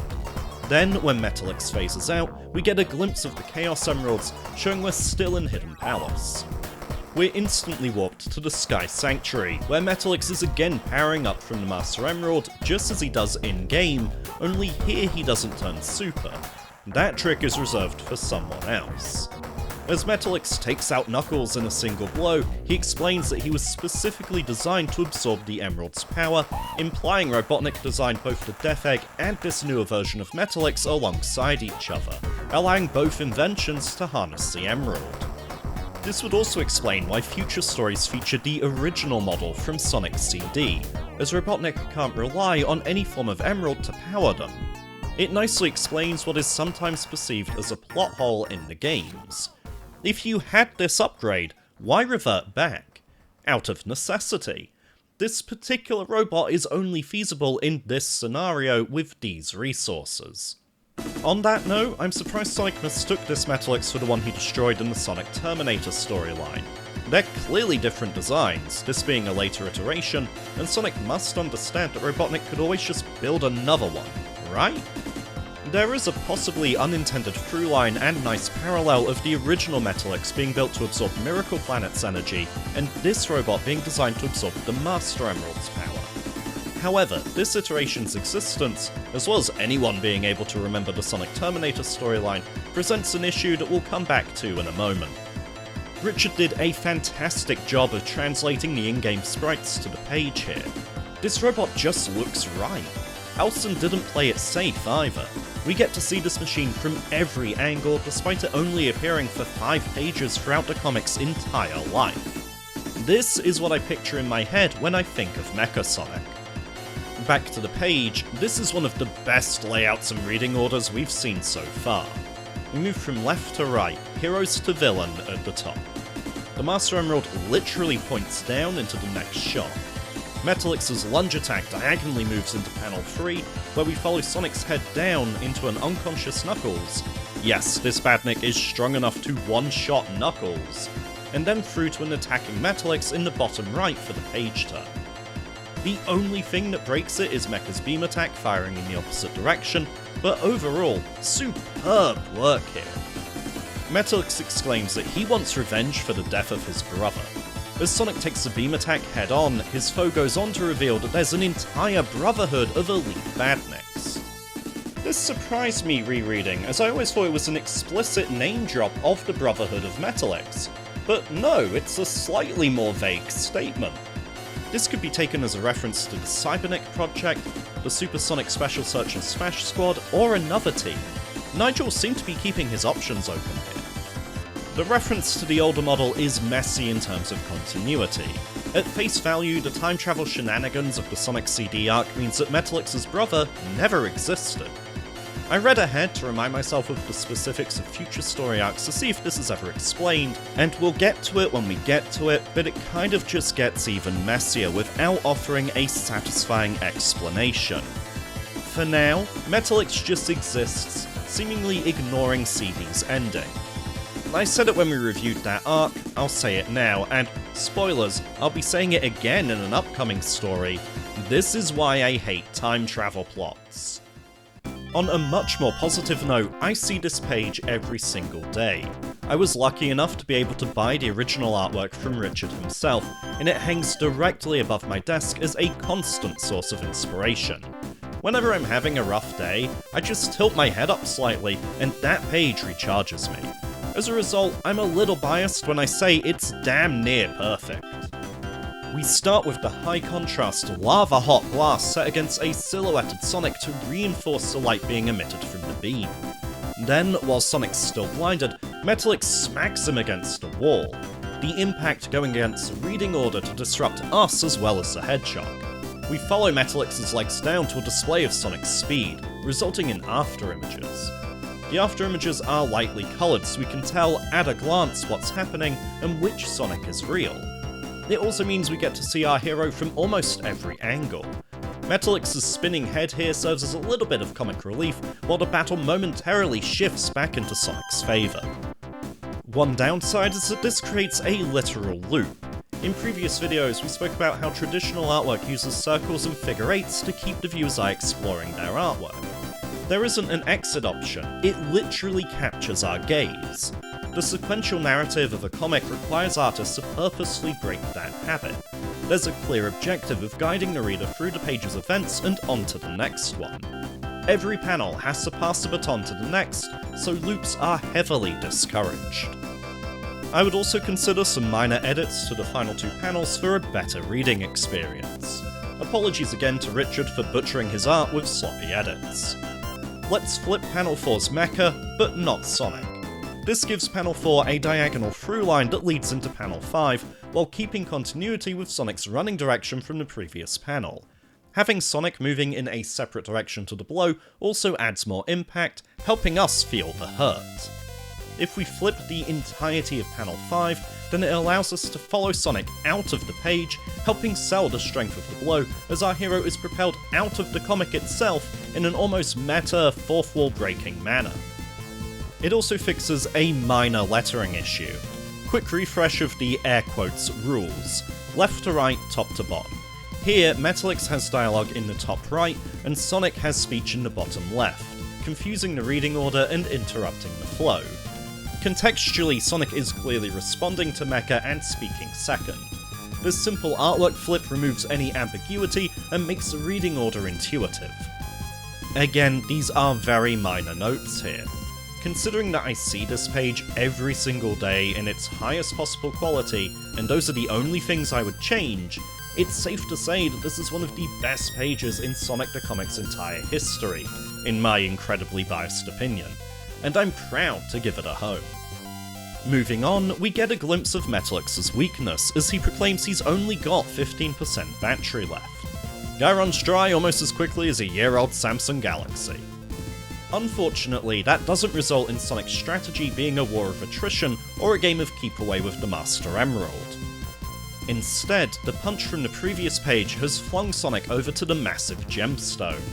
Now, this does break the rule of show don't tell, with the speech balloon describing what's happening. If they really wanted a comment from Sonic here, a simple "not if I get there first" would have sounded more natural. This plays out exactly as we would expect. Sonic lands on the Emerald, turns into Super Sonic, and easily destroys Metallix. Appreciating the limited page count, I would have liked this to have been Sonic's intent, rather than the happy accident it's implied to be. Given that Sonic loses control when he's Super, we could have also had some hesitance before he reluctantly accepts it as the only way to win. The page we got is still fantastic though. The team really play with anticipation here. The reader knows what's going to happen as early as the second panel, but the reveal is hidden until the final panel. Sonic goes into a golden silhouette when he lands on the jewel, and the first strike against Mecha, which again uses lighter colouring to emphasise the impact a la the earlier Sandworm fight, just shows us the golden glow of the impact. When we do see Super, he's managed to knock Metallix's head clean off. Now, this does say the transformation occurs when Sonic is exposed to the Chaos Emerald's power, which does contradict Issue 7's claim that it's triggered by collecting too many rings, and Issue 20's explanation that it's stress-induced, with not even Sonic fully understanding it. We have to lean into that explicit clause of the character's explanations being unreliable, as even future issues and storylines continue to give conflicting information for the trigger, even within the same arc. At this point, the fanbase accepts that it's generally inconsistent, and we try not to worry about it too much. There is consistency in Sonic's behaviour while transformed. Yeah, that segue game is still strong. Knuckles comes to and sees Metallix's head soaring through the air, followed by Super Sonic tearing the robot's remains apart. Man, the things you can get away with in a kid's comic, as long as it happens to a robot. Sonic immediately attacks Knuckles, who's really having a bad day. These final three panels, showing the transformation wearing off, forms a brilliant sequence, especially Sonic's face in the final shot. The dialogue works with the art to support this transitionary state as Sonic loses his train of thought mid-smackdown. This is also a strong layout. Both Knuckles' body and Mecha's head point to panel 2, where our focal point is Super Sonic. We follow Knuckles' glove down and into panel 3, where a hidden curve in the impact zone directs us down further to our final 3 panels. Brilliantly done. If you're familiar with this issue, you'll know that I skipped a page. Between Super Sonic's victory over Metalix and Rampage against Knuckles, we cut away to Grimer reporting the loss to Robotnik. The Doctor says something interesting here. He should never have allowed Metalix to fight Sonic. Hold on, did Mecha make that request? Did the robot have pride? Or did Robotnik want to rub our heroes' faces in his victory and show off? Sadly, we lack the context to say. If Metalix did ask, that glimpse of independent thought could be read as unintentional foreshadowing with knowledge of future arcs. Robotnik panics. Without the Master Emerald, he can't power his newly repaired Death Egg. His plans are ruined. Oddly, he looks more jubilant here rather than distressed and barking orders. Grimer's able to reassure him in a considered final panel. We see Grimer's smirk, then text confirming the Master Emerald was placed on the teleporter before Metalix's demise. Finally, we're left to linger on a monitor showing their prize. As a reader, we're expertly led on a journey of, what's he so happy about? Oh no. Oh no. Reflecting on it, I feel the running order of these pages should have been swapped, as I've presented it here. Time passes between panels, and even more so after a whole page. In that original flow, Metalix's head should have landed by the time Knuckles is coming to. Moving that page ahead creates better connective tissue. Likewise, in the original, we go from Grimer teleporting the Emerald to super attacking Knuckles. In my revision, we go from that revelation to our heroes noticing that the jewel is gone. We maintain the same beat and focal point. Shifting that interrupt page back also implies that Sonic has been apologising at length, rather than the single line we get otherwise. As it stands, it reads as, "Sorry I went crazy and tried to kill you. Don't worry about it." Knuckles is quick to excuse it and move on. The inferred longer apology from changing the page order would also play nicely into Sonic's anxieties and insecurities about his super form, which sets up later arcs like Running Wild nicely. Okay, I'll stop being a revisionist editor for a moment and assess what we actually got. The Sky Sanctuary is falling apart. This pulled back shot really shows us how little space our heroes have to work with and impresses how urgent the situation is. As we move into the next panel, we can still see columns falling over as Elston's excellent attention to detail continues. Oddly, Knuckles claims that the Sanctuary is deteriorating because the Master Emerald's power is gone. But the Master Emerald was stored in the Hidden Palace, not Sky Sanctuary. Unless he means now that the jewel isn't on the floating island at all anymore? I always assumed the destruction was a combination of the structure's age and the force from the Death Egg blasting off in-game, just another victim of the Dictator's desecration. We finish with another example of Richard having mastered creating intense lighting with markers. There's an ominous white-hot volume to these scorched clouds, making the 2D image feel truly three-dimensional. Of course, Kitching is also smart enough to end the issue right here. It's an interesting cliffhanger as despite not seeing the Death Egg, we know what's coming. At the time of publishing, we got to spend the 2 weeks until the next issue sharing the emotions of Sonic and Knuckles. Anticipatory dread. Issue 51 wastes a little bit of time with the reveal. We have a brief recap panel before we get the reveal of the Death Egg itself, and it takes a little bit of emphasis away from what should be a more impactful and memorable panel. The positioning of elements is also a tad strange. The Death Egg is angled to point to the final panel, but before that we have Sonic and Knuckles speaking in the bottom corner. Their placement here is lower than in the next panel, which reminds us that the Sky Sanctuary is crumbling, leading to a strange elevation that breaks the unwritten rules of comics without any benefit. This was a tricky page to work with, but I've again butchered Elston's artwork with some rudimentary edits that hopefully illustrate my points, while reminding me I'm horribly out of practice. I particularly like how the Death Egg is now glaring at the duo, rather than looking away from them. A minor note is that the title has changed again. This isn't Countdown to Disaster, this is now simply Disaster. I love that meta level build up and payoff in the story title itself. That does hilariously mean it also gets a new story sticker, which, buddy, no, you're not fooling anybody.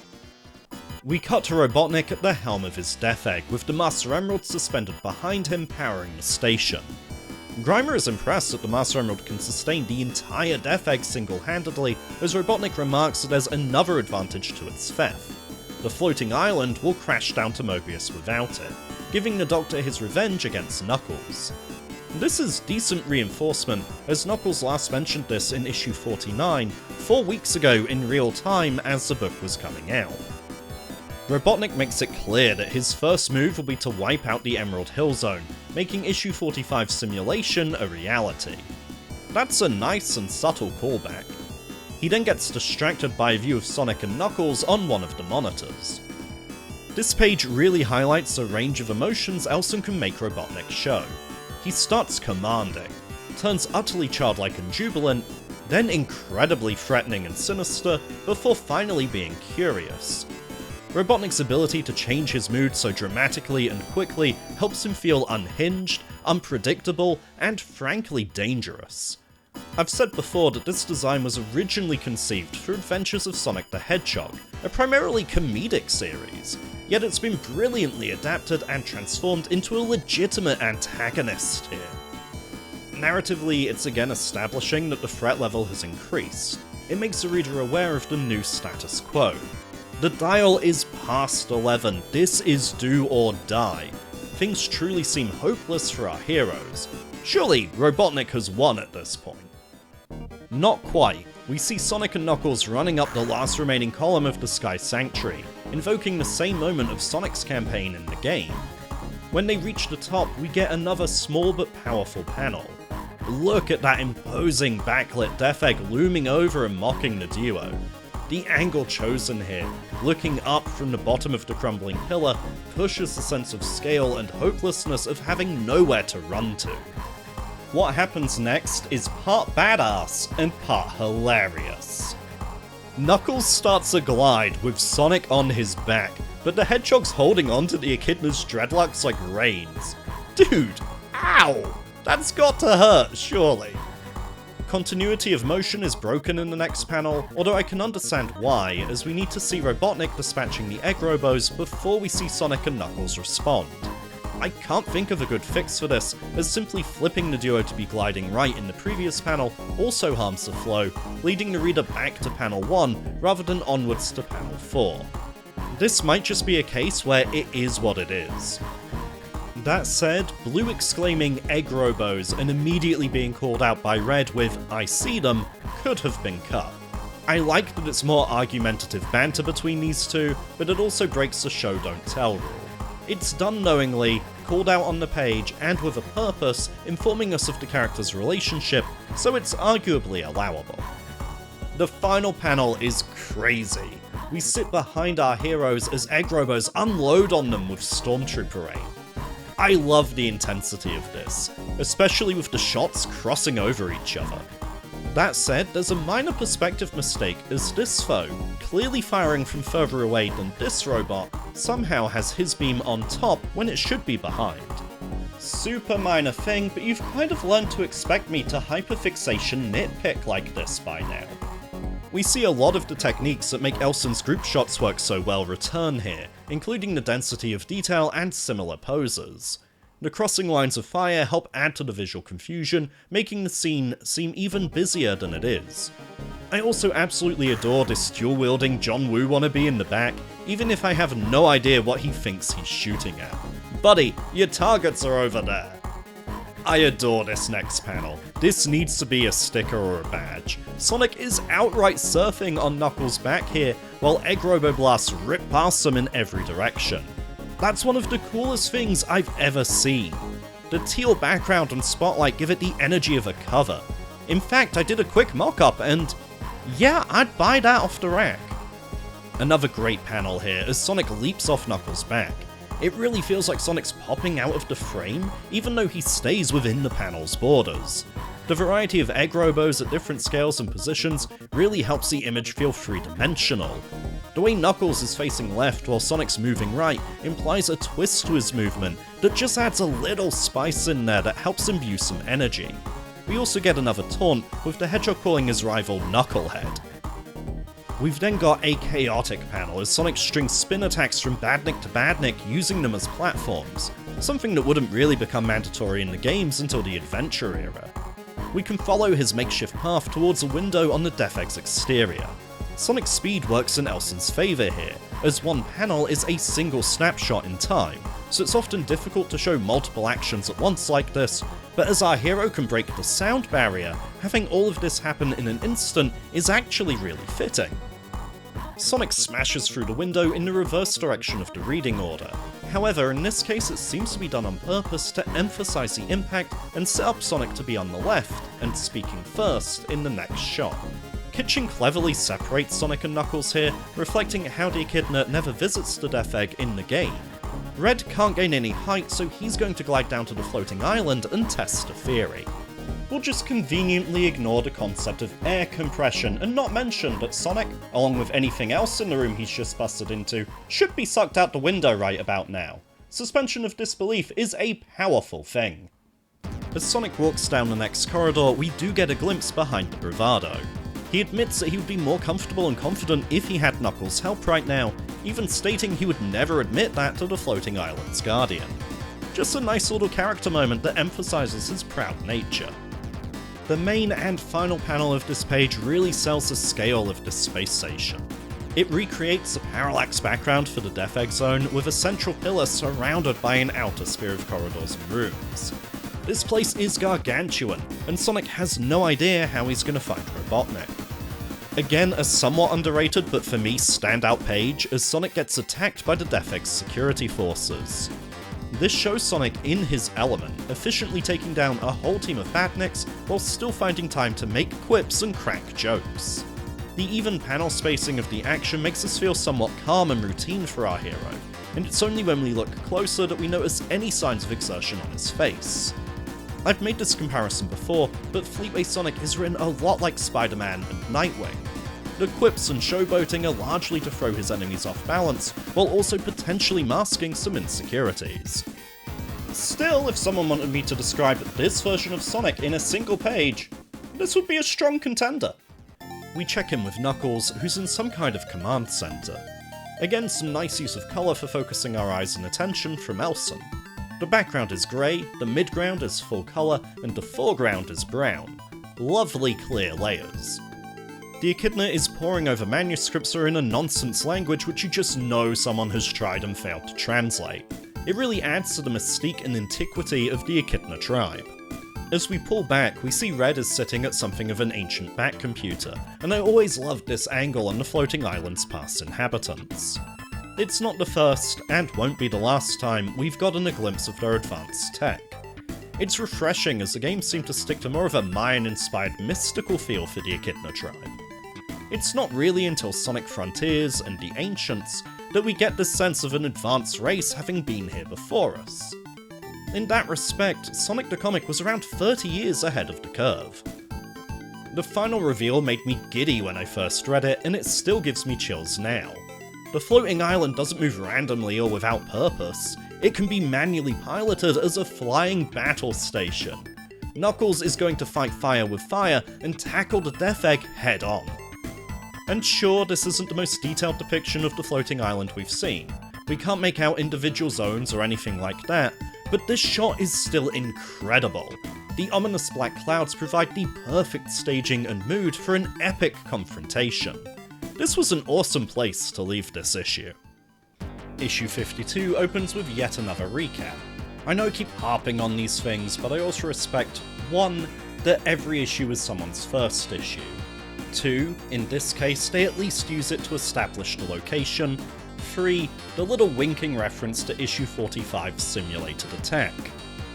I also greatly appreciate the framing here.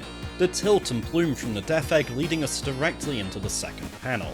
We're then received by Sonic, surrounded by badniks, carried into Robotnik and his speech balloons, before being ejected to the right and into the next vignette. You don't fully realise or appreciate how well Richard leads our eyes around the page until you study and dissect his work like this. What's going on in these shots? Sonic's now in the Death Egg's control room. Robotnik claims Sonic as his prisoner, while the Hedgehog maintains he let the Doctor's Badniks lead him here. Given Sonic's tendency to bluff and put on a brave face in this continuity, it's unclear whether that's true. Nigel consistently writes our hero as a teenager trying to lead a rebellion. He's improvising, he's unsure of himself, but he's determined not to let that show. Robotnik mirrors some of Sonic's personality traits. He's glad that Sonic's here because now he can force the Hedgehog to witness the Emerald Hill Zone's destruction. The Dictator doesn't just want to win, he wants to crush his opponent by breaking Sonic's spirit. This pride and battle of egos really defines their relationship throughout the series, causing both of them to miss multiple opportunities to win the war. Ivo wastes no time, telling Grimer to start targeting the Emerald Hill Zone. Both of them look so sinister here. Robotnik's huge frame is put to great use as he hunches over and, despite being further back, dominates his area of the frame. Meanwhile, Grimer's contorted expression and underlighting from the glow of the monitors gives him a scary story by Torchlight vibe. We then have Sonic off to the side noticing his foes are distracted while he's just a few feet away from the Master Emerald. We get some dramatic tension as Grimer starts a 10-second countdown for the cannons to fire. Elson really does go the extra mile here, showing the Emerald Hill Zone on screen and making the technology feel incredibly over-engineered, even adding a physical lopsided targeting reticle. Unfortunately, we get less detail in the next shot of the same terminal, but hey, the man has a fortnightly deadline to meet. Sonic's desperately trying to fight his way through the Badniks to grab the Master Emerald. Something I've yet to comment on is the book's gradual shift from using the spin attack to throwing actual punches and kicks. The spin attack is Sonic's signature move. It's what we use in the games, and turning it into a buzzsaw was both unique and pretty brutal for a 90s mascot platformer. It's also kind of visually uninteresting. Sonic will continue to use the spin attack from time to time, and we'll even get some visual variety in how it's portrayed, but battles have definitely felt more dynamic since the characters started throwing hands. Our hero doesn't make it in time, which I find hard to believe. This guy's whole deal is that he's the fastest thing alive. He ran around the entirety of the Miracle Planet in just a few seconds, solely to land a single hit on Metallix.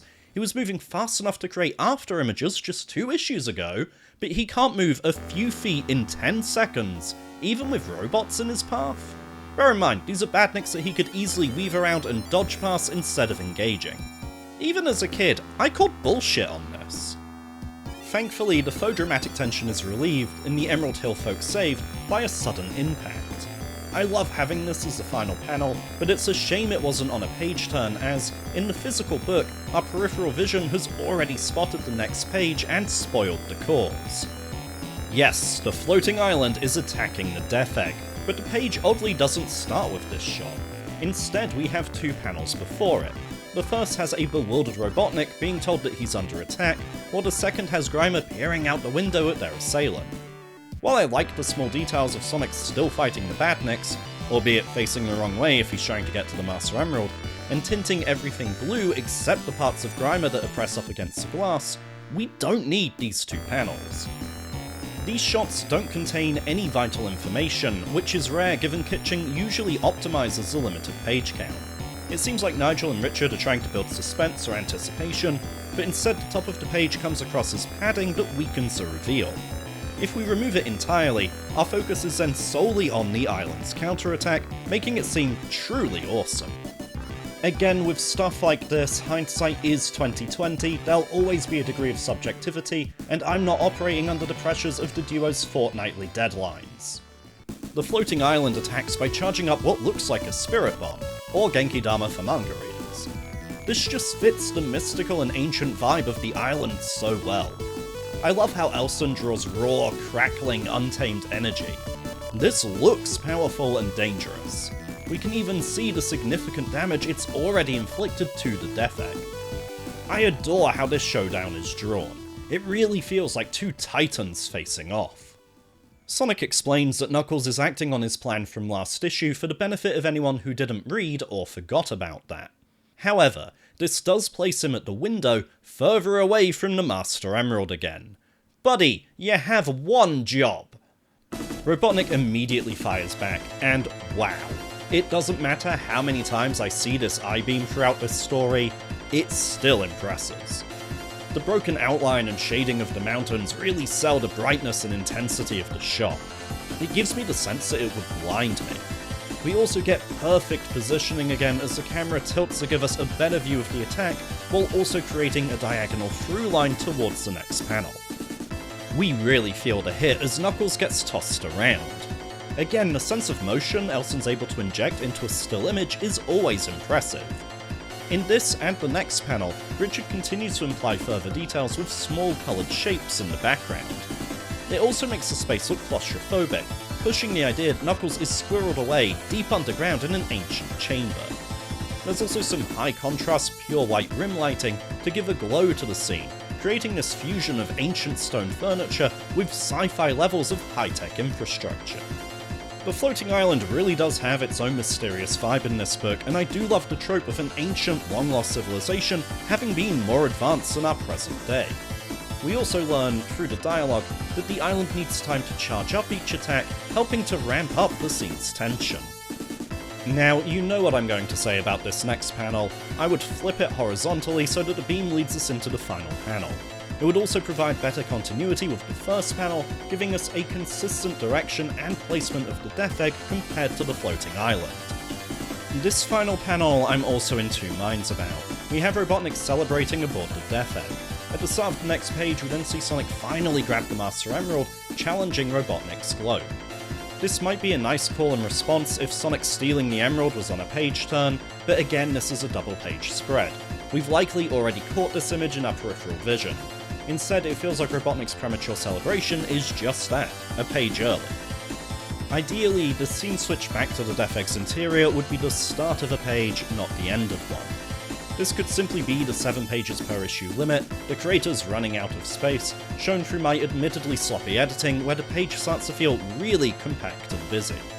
Maybe we could eat into those bottom 2 panels to give the middle ones more vertical space, but that's more editing than I have in me right now. Anyway, Knuckles attacks the Death Egg again, sending Sonic, the Master Emerald, and a handful of Egg Robos out of the window, where we turn the page to get this gorgeous double page spread. Do I even need to say anything here? Let's just take a second to drink this in.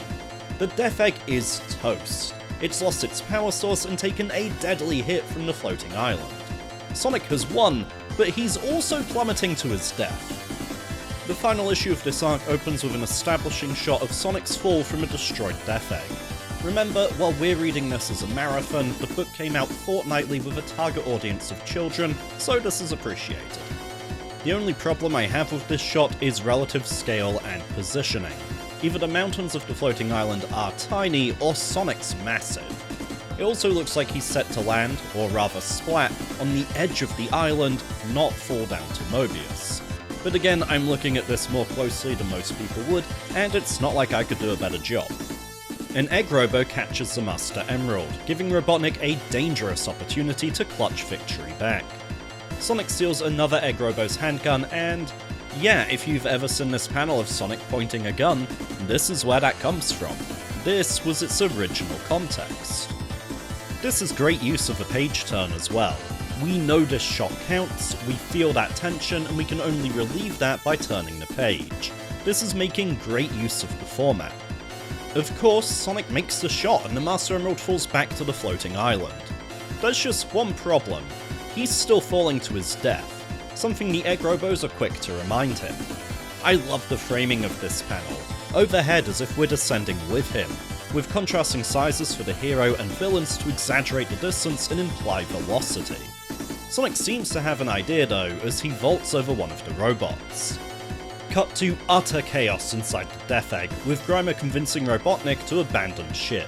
The expressiveness on Robotnik's face as he declares revenge on the Emerald Hill folk is absolutely superb. Elson really twists and contorts his face around. We have a great page here.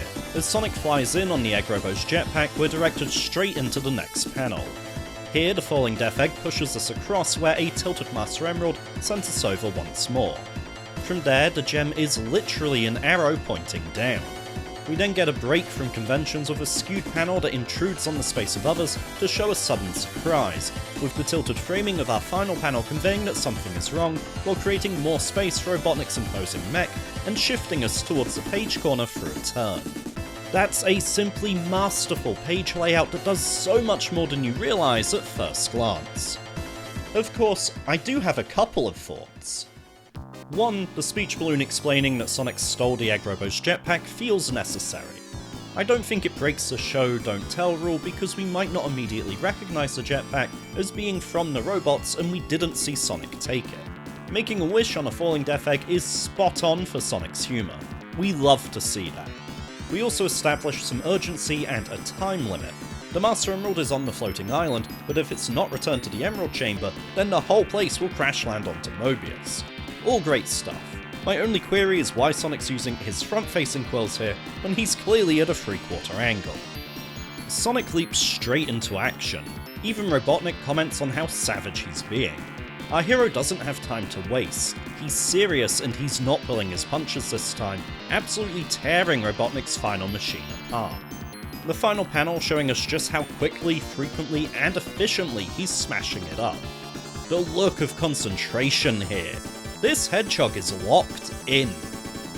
One important but easy to miss detail, Robotnik directly threatens the Emerald Hill folk here, having already come extremely close to wiping them out in the previous issue. Just hold on to that thought. Sonic's so focused that he accidentally knocks Robotnik over the edge of the island. He'll live to fight another day though, thanks to a partially functioning thruster. Knuckles arrives with Sonic dropping straight into banter. Our echidna doesn't engage with it this time. Things are too dire for that. He needs to get the Master Emerald back to its chamber right now. And this is where Sonic shows a more devious and tactical side. Knuckles can have the Emerald back, but it's gonna cost him. We jump ahead to 3 days later as the Emerald Hill folk cross stormy waters to the floating island. That threat Robotnik made 2 pages ago? Sonic took it seriously. They're evacuating the entire zone. I love the framing. This cold, ominous blue as the villagers leave their homes, not knowing when they'll return. It has the perfect mood. Our final page is spent explaining that the refugees will resettle in the Mushroom Hill Zone, which should be safe from many attacks now that the floating island has, quote, full emerald power, presumably referring to now having not only the Master Emerald, but also the Super Emerald as well, although they do give themselves a get-out clause for potential future stories by caveating, in theory. The artwork mirrors the uplifted spirit and mood of our team, as the rain stops and Knuckles' home literally ascends into the heavens. Very on the nose, but absolutely earned at this stage. The final panel shows a hospitalized Robotnik saying that the gloves are off and reiterating his hatred for the Emerald Hill Zone. This change sticks. In Knuckles' solo story in this same issue, the first part of their Chaotix adaptation by the way, the echidna checks in on his new arrivals. In issue 55, just 2 issues later, some troopers report back to Robotnik. We learn they launched an attack on the Emerald Hill Zone, only to find it deserted. Our heroes were right to be concerned and made a good judgment call in getting everyone out of there. It wasn't hot air.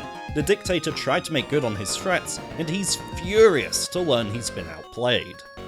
The Emerald Hill folk would remain on Knuckles Island in the sky until issue 97, approximately 2 years later in terms of this fortnightly comics publishing. If you've seen my video about issue 100 and its lead-up, great video by the way, worked real hard on it, you'll already know what happens to them. In fact, this story arc sets up a lot of what's to come. It forms what is, in my opinion, the comic's prime. Its best stories happen from the start of this retelling of Sonic 3 through to issue 100. In particular, we have Metalix referring to a brotherhood, something the next arc we'll talk about expands upon. It's also one of the series' longest. Granted, there's a big gap between publishing Sonic 3 and Sonic & Knuckles where we got stories like Badnik's Bridge. Technically, this was considered as 6 stories, but come on, we already laughed about Disaster displaying a new story badge.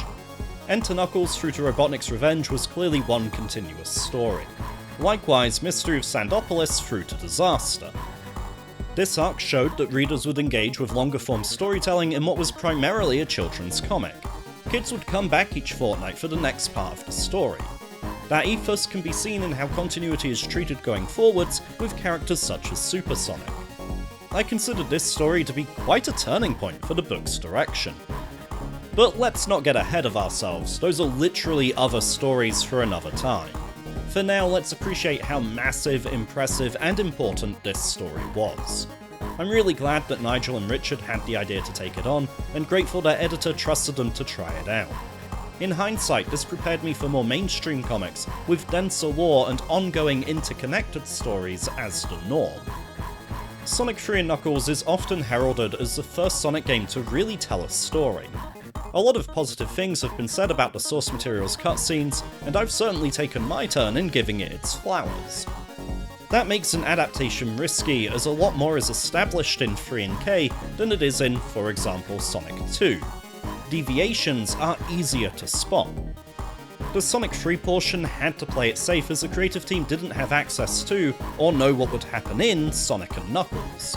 They largely avoided the game's events, setting a good portion of the story on Mobius within their own controlled sandpit. We saw that change completely when they got to the Sonic & Knuckles portion, having the full context to work with. Some of this arc seems superfluous. We could likely cut the Mystery of Sandopolis two-parter and skip straight to Countdown to Disaster, however that would also mean we're skipping half of the game's overall content at that point. There were some smart efficiencies here, such as combining Sonic & Knuckles' separate battles with Mecha Sonic into a single fight. The 2-on-1 nature helping to push Metallix as a serious threat. We didn't get the Doomsday Zone, as that would have been inappropriate with this version of Super Sonic, but we still got Sonic falling alongside the Master Emerald, and a final battle against that mech. That seems like a good compromise. Then there's the original content, how this tied into the comics continuity.